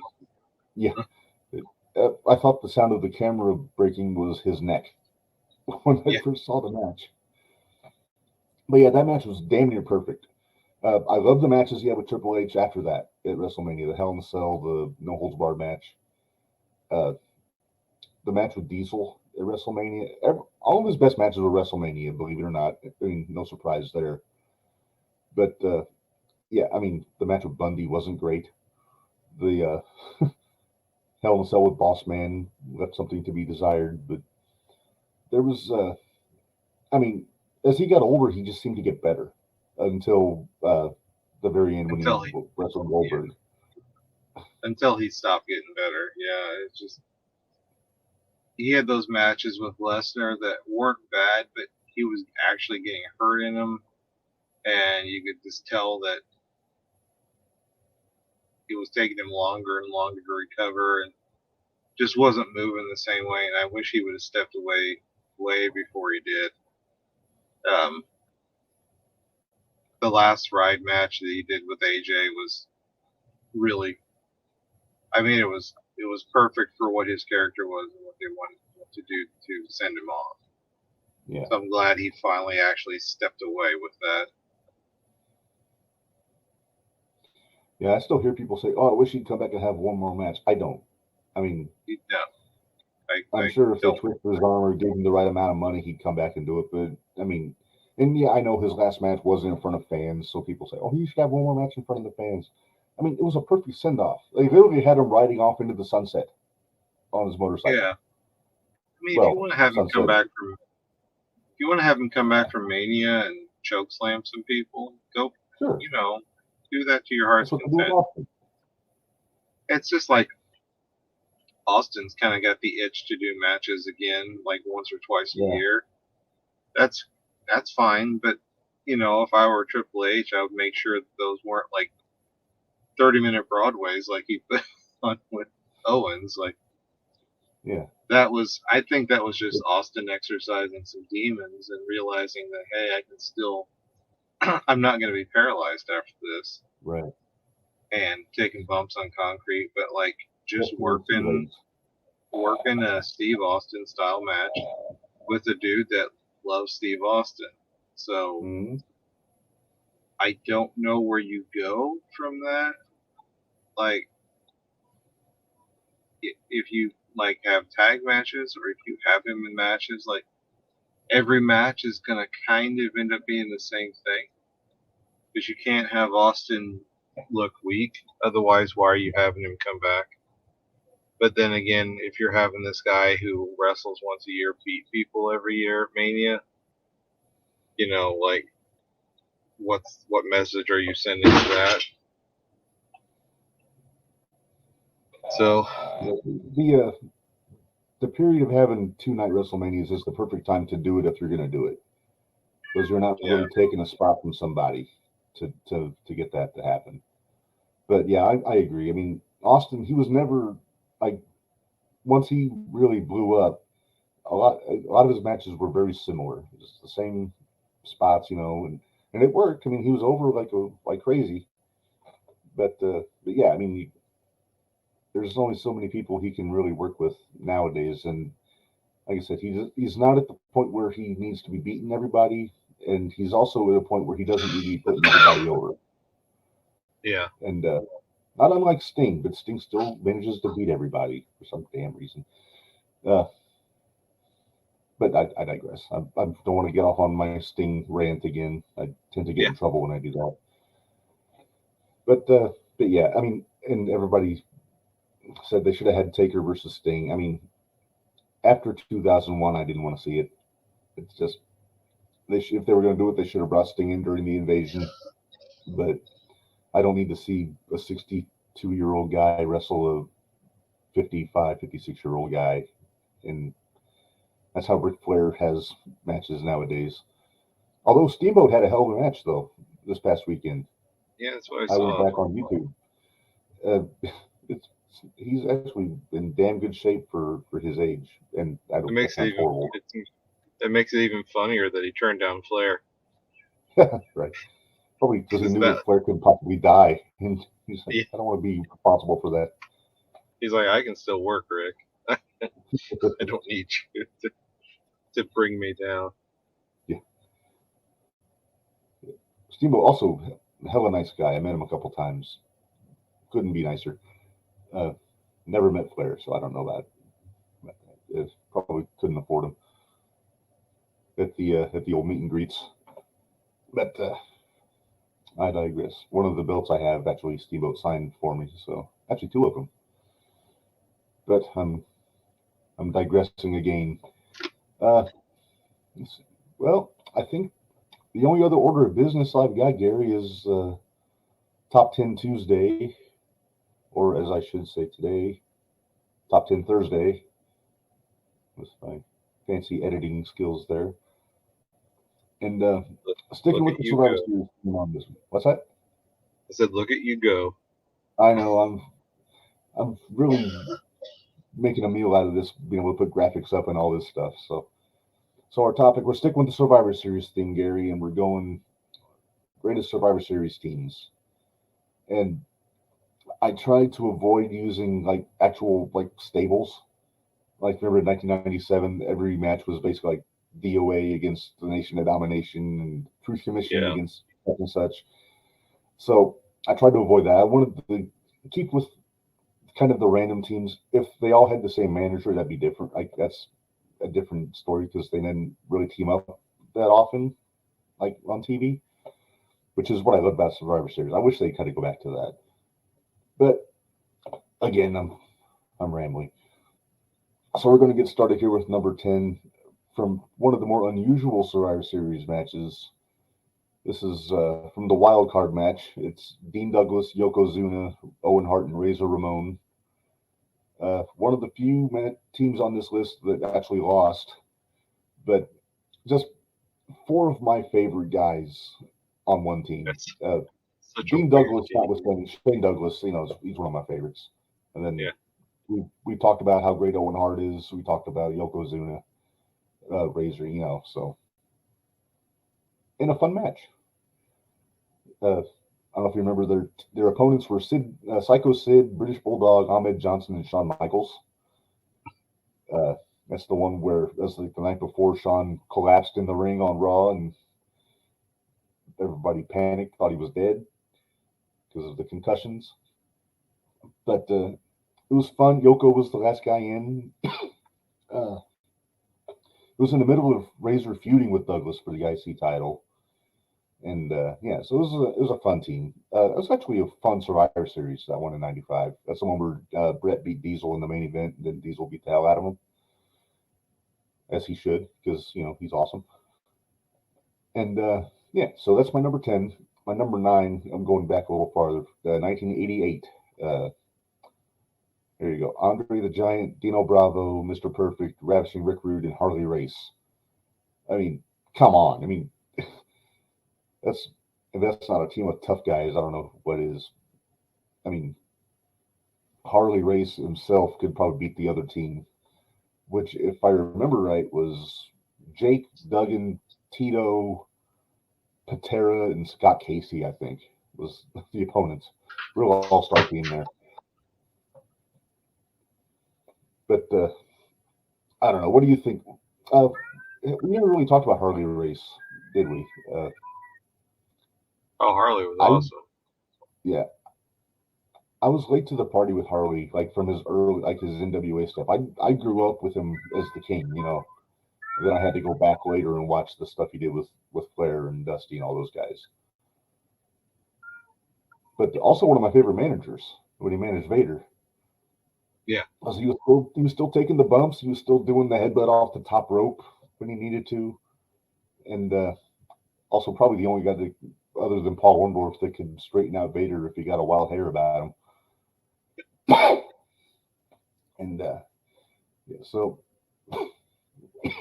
excuse me, still getting over the tail end of my bronchitis, so I apologize to all you listeners out there. This was Perfect's first big pay-per-view on this show. He wasn't with the Genius, he wasn't with Bobby, he was just he was still using the Kurt Hennig name, actually. And yeah, he was just kind of still finding his feet there, because he'd only lost to Lawler a few months before this in the AWA. But he wound up being, him and Dino were the survivors in that match after Andre just bludgeoned Jake Roberts in the in the ropes. Got DQ, didn't give a shit. Just good old fashioned heel Andre, And then there's Dino Bravo. Oh, Dino Bravo. The Italian Canadian strongman. And not the most charismatic player in the world. No, but he had other stuff going on, Mark. He didn't have to be charismatic too. He had a lot of irons in the fire. he really did.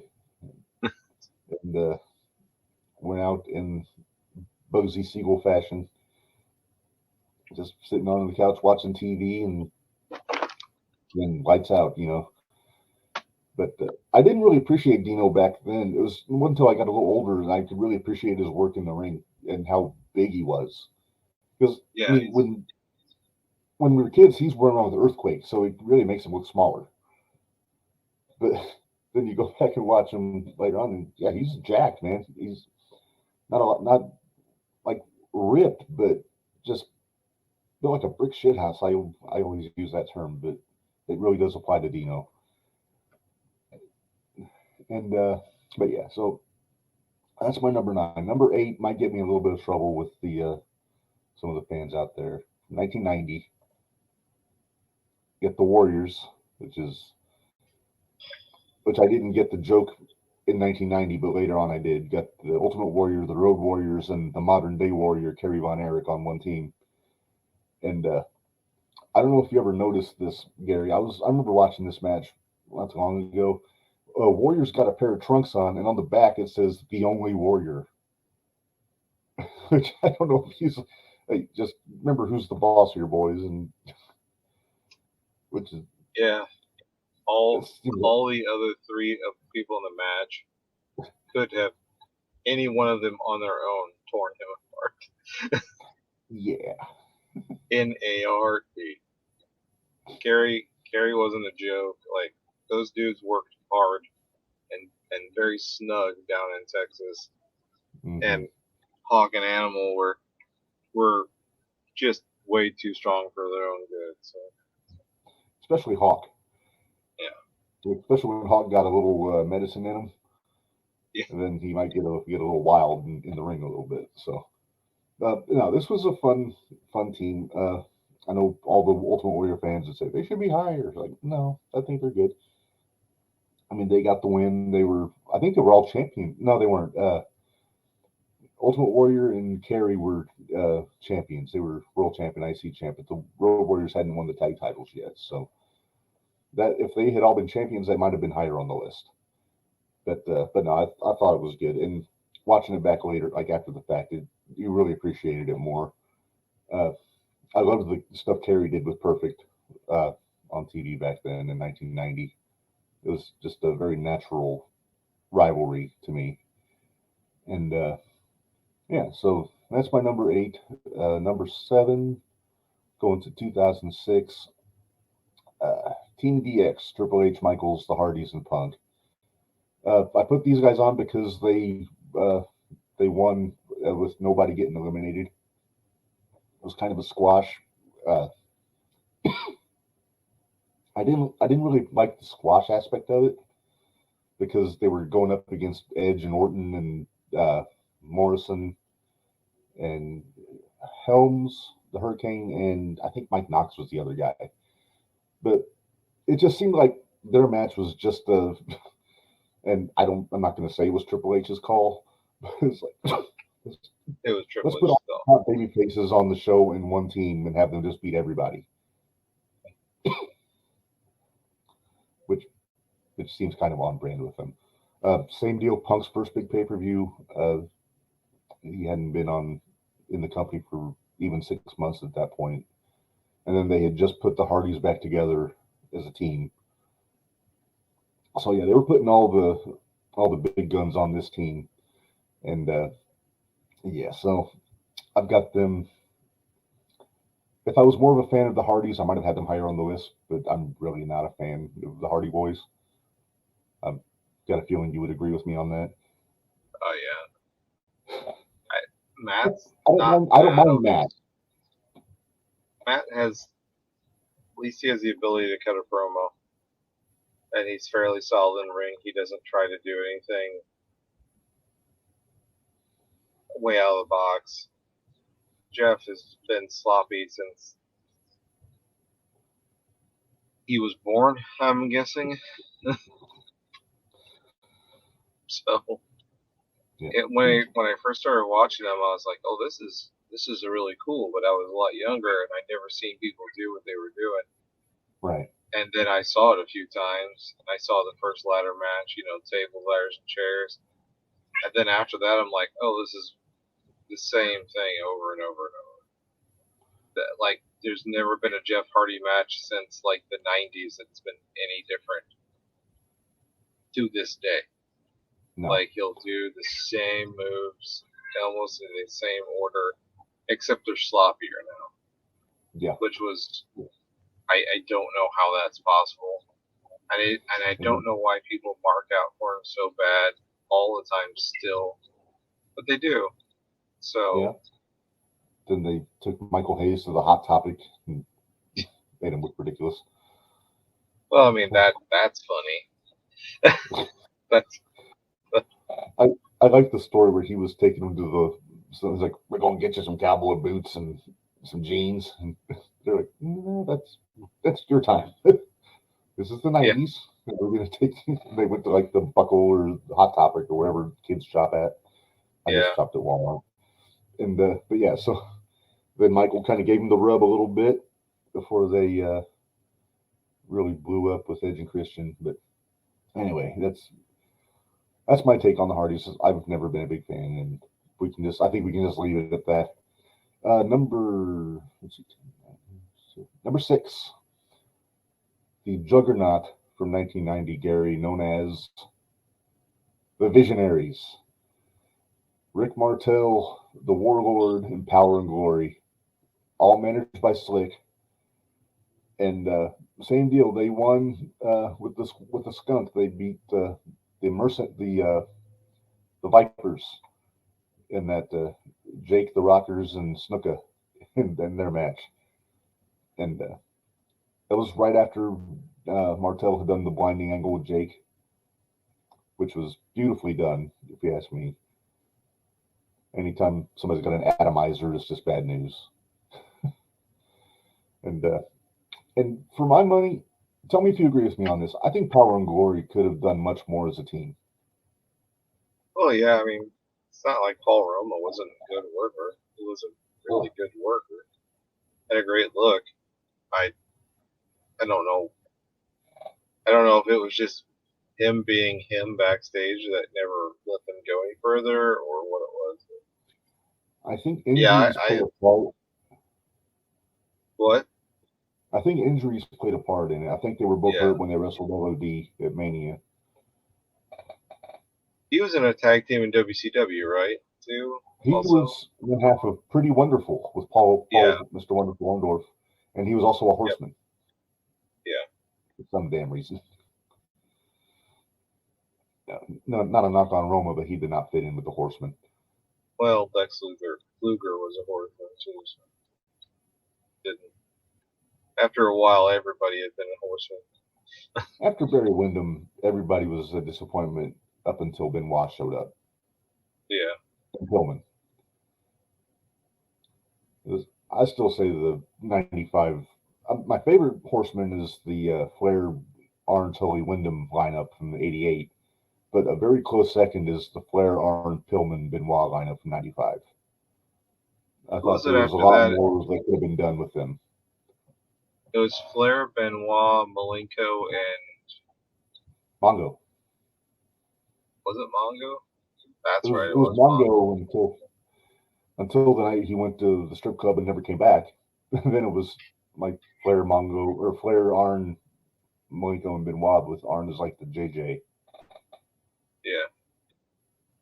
But that was a good group. I like Benoit and Malenko as a tag team. Even in ECW before that. But how do we always go off track? We're talking about Power and Glory, then we go into talking about Dean Malenko. You were talking about the Four Horsemen. It's how we roll, isn't it? Yeah. All right. So number 5 is probably my favorite Survivor Series team, but not the greatest. From 1989. And if we don't recreate this look for one of our shows sometime, Gary, I'll be very sad. The Rude Brood. The Rougeaus. Mr. Perfect and the fabulous Rougeau brothers with their tiny American flags and their insincere American patriotism. I really liked the Rougeau brothers as a team at this point in '89 when they were working like with the Rockers and the Bushwhackers. And they were if they would have stuck around, I think they would have been tag champs. But I think Raymond retired. I think he was hurt or something. And then Jacques, of course, went on to become the Mountie, which was fantastic. If not anything for his music. Yes.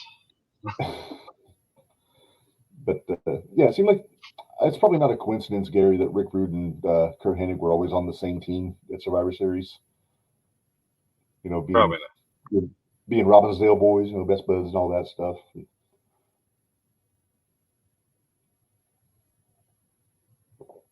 Same deal. Perfect was the sole survivor. This one beating Snuka.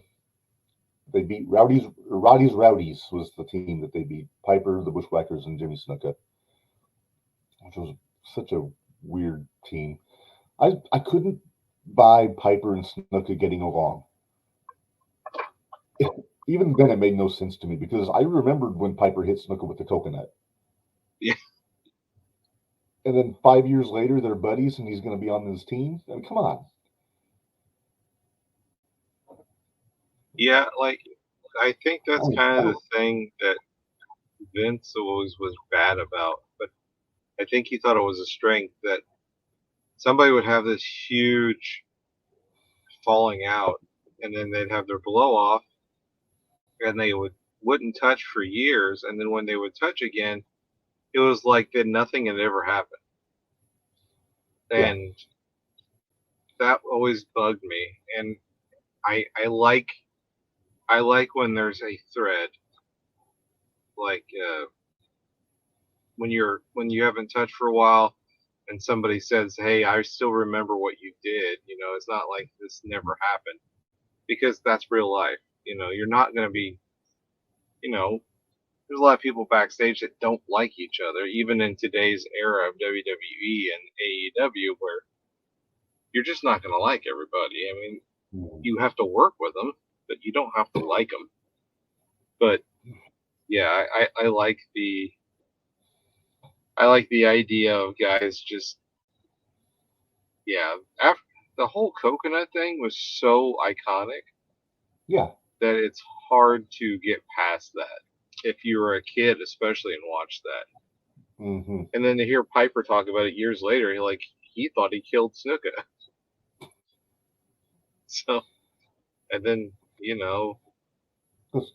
Jimmy you gotta was, have a pretty hard head to break a coconut over it. well, Like if you hit me in the head with the coconut wouldn't break, but it would probably crack my skull. yeah. Well, I'm not Jimmy is, suggesting you hit me with the coconut. he's Fijian, right? He's from Fiji, yeah. Yeah. So those island boys always had the hard heads back then. Well, they have, like, Samoans, they actually have thicker bone density than Is that right? your normal human. So I'm guessing that all the island nations have that same trait. So that's kind of where they got the headbutt thing from. Because yeah, if somebody with more bone density than you, like headbutt you, like I was watching something and Zion Quinn was on it, and he's Samoan, and he was an ex-rugby player, and they tested his bone density, and they said it was a 4, and a normal person's is a 1. Oh, jeez.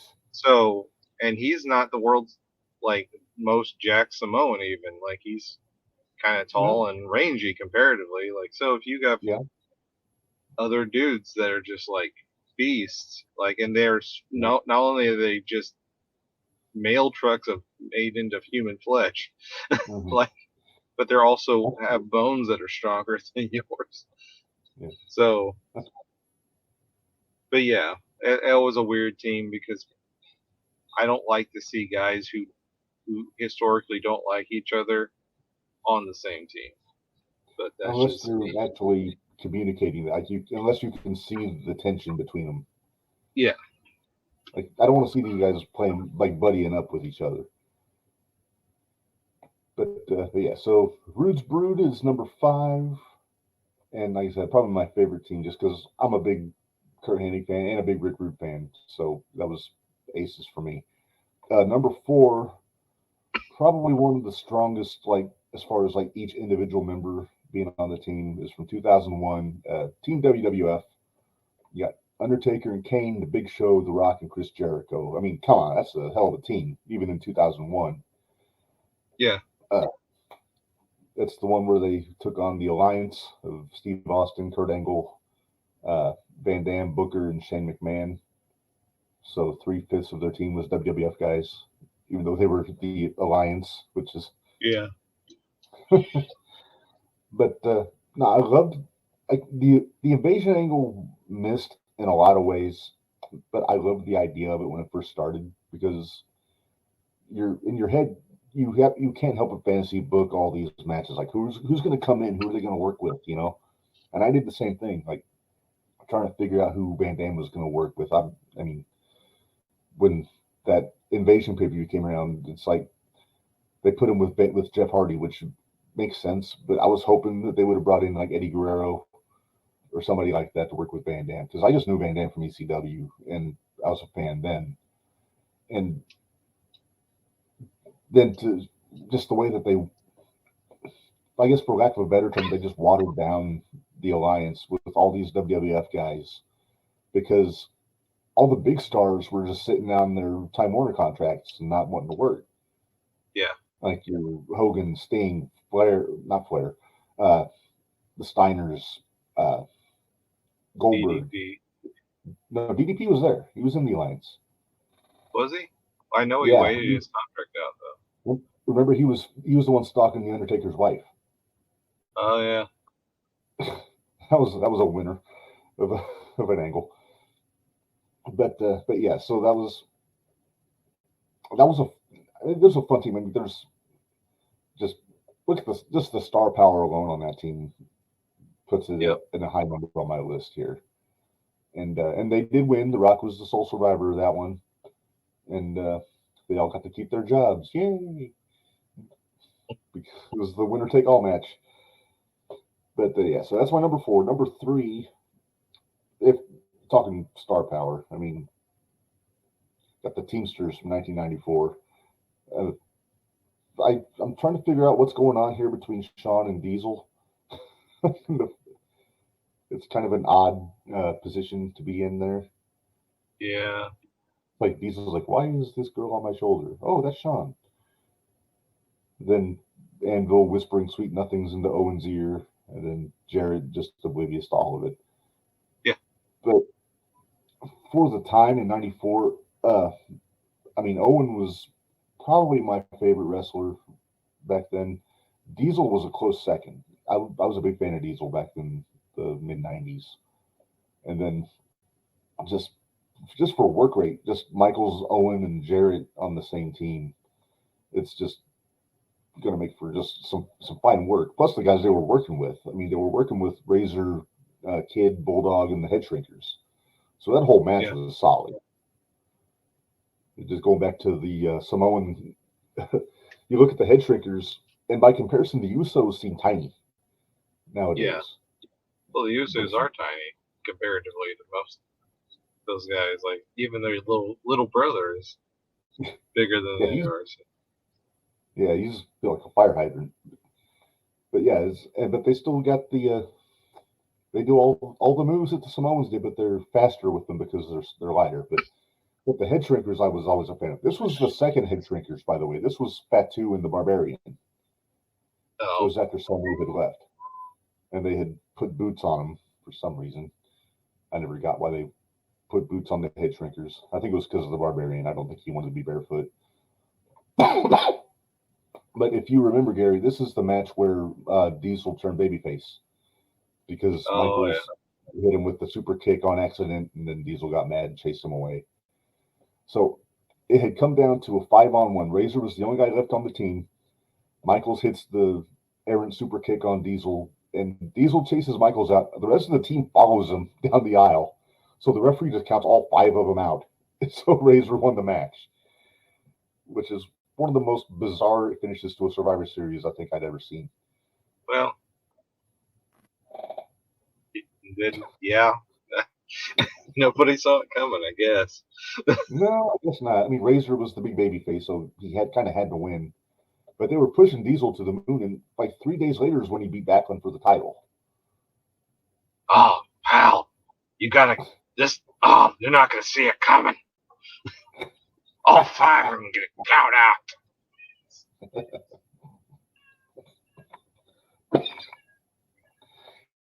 Yeah, that was the show where Vince and Gorilla were on commentary dressed like cowboys. Because Vince loved to play dress up.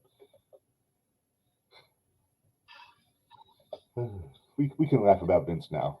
I think enough time has passed. We can think back fondly on Vincent K. McMahon. That man ran that company for a long time. Yeah, he knew he was doing something right. Yeah. 40 some odd years. But yeah, so Teamsters is my number 3. I would have had them higher if not for the other, obviously for the other two. And speaking of 2, our number 2 team is from the very first Survivor Series, Gary. And I know you love that I'm stretching this out. I just want to make sure we give our people their money's worth. Number 2 from 1987. You got the Macho Man, Hacksaw Jim Duggan, Ricky Steamboat, Jake Roberts, and Brutus Beefcake. They were Brother Brudai. Basically team foreign objects. Because Jake has the snake, Brutus has his clippers, Hacksaw has the big 2x4. So everybody had something. And I guess Randy had Elizabeth. But it's kind of the same deal that I was talking about with Piper and Snuka, because just 6 months or so before, Savage was feuding with Steamboat. And then not long before that, Steamboat was feuding with Roberts. And it just seems like they put water under the bridge and they were all buddied up in the interview before the show, right before the match. It's like these guys were trying to kill each other. Jake Roberts DDT'd Ricky Steamboat on concrete. Yep. Right around a year before this. And he sure did. I mean, not his idea. Because if you listen to Jake, he didn't want to do it. Yeah. I can't say I blame him. I love Jake telling a story because he's still like enough carny that you don't know if it's true, but he tells it so well and so convincingly that you don't care. Like when he talks about all the people like he almost fractured their skulls or whatever he did with the DDT, it's like, okay, like I kind of believe it because it was still a fairly new move and you're still trying to figure it out. But like if you don't know how to like not fracture somebody's skull with the DDT, I don't believe that. No. He's like, well, you can't do that on concrete. Like I understand protecting the move, and much like you and I agree on wholeheartedly, DDTs, pile drivers, certain moves need to be protected. Yes. But yeah, it's always funny because if he actually did all that brain damage to all those people with just DDTs over the years, then nobody would ever be able to use a DDT. No, it'd be right up there on the no holds barred list. Yeah. But yeah, and also to be fair, Steamboat did tell Jake that he could protect himself. Yeah. He was wrong. He got his bell rung pretty well there. But yeah, so yeah, it's kind of the same deal. I mean, number one, just awesome team for star power. But yeah, I still just didn't get how these guys were at each other's throats just a few months before. Now they're all on the same team doing whatever. But I digress. I think it's time to go to our number 1, Gary. From 1989, which is actually my favorite Survivor Series. There we go. The Hulkamaniacs. Jake Roberts again. This is like his second or third appearance on the list with Demolition and Hulk Hogan. They beat the $1 Million Team, the Ted DiBiase, the Powers of Pain, and Zeus, real juggernaut.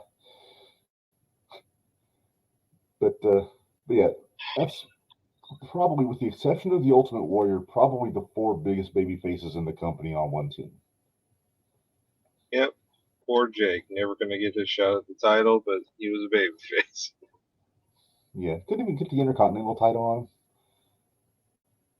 What? I would rather see him do it than the Warrior. Oh yeah. Give him a cool snakeskin belt. Just sold that in the catalog in the centerfold of the WWF magazine. Yeah. So I love the team. I didn't like the match because basically 3 of the guys on the other team got disqualified for abusing Hogan. I mean, DiBiase pinned Roberts clean. That's fine. But Zeus got DQ'd like first because he can't work out of a paper bag, so they had to get him out of there somehow. So they had him choking Hogan, then shoving the referee down, getting DQ'd. And then the Powers of Pain just basically double teamed him. I think they hit a spike pile driver on him or something. It just wouldn't listen to the 5 count of the referee. Got to listen to the referee. So they disqualified him. The only saving grace was Jesse Ventura on commentary, just crowing that they were protecting Hogan by DQing all these guys because he should have been beaten 3 times. So yeah, Jesse saved the match for me, but just on paper though, I mean, yeah, it's got to be considered the best Survivor Series team of all time. Pretty good team. Yeah, and again, really good show. I might do a watch along one of these days of that '89 Survivor Series, but I got to figure out how to do it on here, like where I can actually have the video of the match, because everybody knows I tried to do a watch along a few weeks ago, just me, and all you saw was me watching my iPad. I was able to get the audio intertwined in there here and there, but yeah, it was just, if you watch YouTube, you just saw me doing this. I think the problem would be if you're putting it on YouTube would be like copyright infringement. If you're watching, if you don't cut, you can only show so much before you have to cut away, or you have to cover it up with something. Maybe you'll have to check into that. I'll have to look into it. Because I'd love to throw some watch-alongs on here, just because that's another reason to watch wrestling. So that brings to a close our top 10, and we're gonna say goodbye here in a second, Gary. But before we do, I want to pay the bills. www.prowrestlingtees.com/JTRpod, where you can get all our t-shirts. We got some new ones uploaded this week with the logo. It's looks cool. A few different colors. You can get it white, red, or not red, white, gold, or gray. Still got some cool ones. Got the I Heart Heels shirt. Our buddy Menders is. She's been wearing some of the shows here and there. So go there, check it out. Buy a shirt or 3. Help us keep the lights on the podcast here. And next Wednesday, the 0-1 shootout. Menders and I will be talking to a really cool guy named Devontae Knox. He's the current #1 contender for the 0-1 Junior Heavyweight Championship. But we're going to get into some news about the title picture next week, because there's some developments there, but we'll talk about that. And other than that, there's I don't think there's a whole lot more to say. Gary, you got anything you want to throw in before we say goodbye? I know within the next, what was it? Were we talking about the new year when we're going to start having like some guests from the Chicago scene on and talking about the independent wrestling, and so that's something to look forward to. We got an ex-wrestler, an ex-wrestler, a current announcer, and then an ex-booker. Cool. And we might have some other guests after that, or in between, or we haven't nailed all of it down, but I know that's coming. So won't just be our two mugs all the time. I think we're shooting for January for those shows, Gary. Kick off the new year with the little Chicago indie talk, which I think is cool. I went to a few indies in Chicago when I lived up there, and it was a lot of fun. Also, December 27th, we're planning on doing the annual year in review episode. I'm working on maybe having a couple people, old friends, call in. We'll break down all the same categories we had last year. It won't be quite as, we're not going to do the match of the year fan vote this year. We'll probably just each have our own and all that. But keep an eye out on our Facebook and our Twitter for that, and we'll We'll have that going on Tuesday, December 27th, a couple days after Christmas, and that'll be the last show of the year for Jumping the Rail. But until 2 weeks from now, we're going to say goodbye. So say goodbye, Gary. Goodbye, Gary. Nah, that's what I was hoping for. And for Gary, this is Redmond, and I'm reminding you all life is hard, so work stiff. See you later.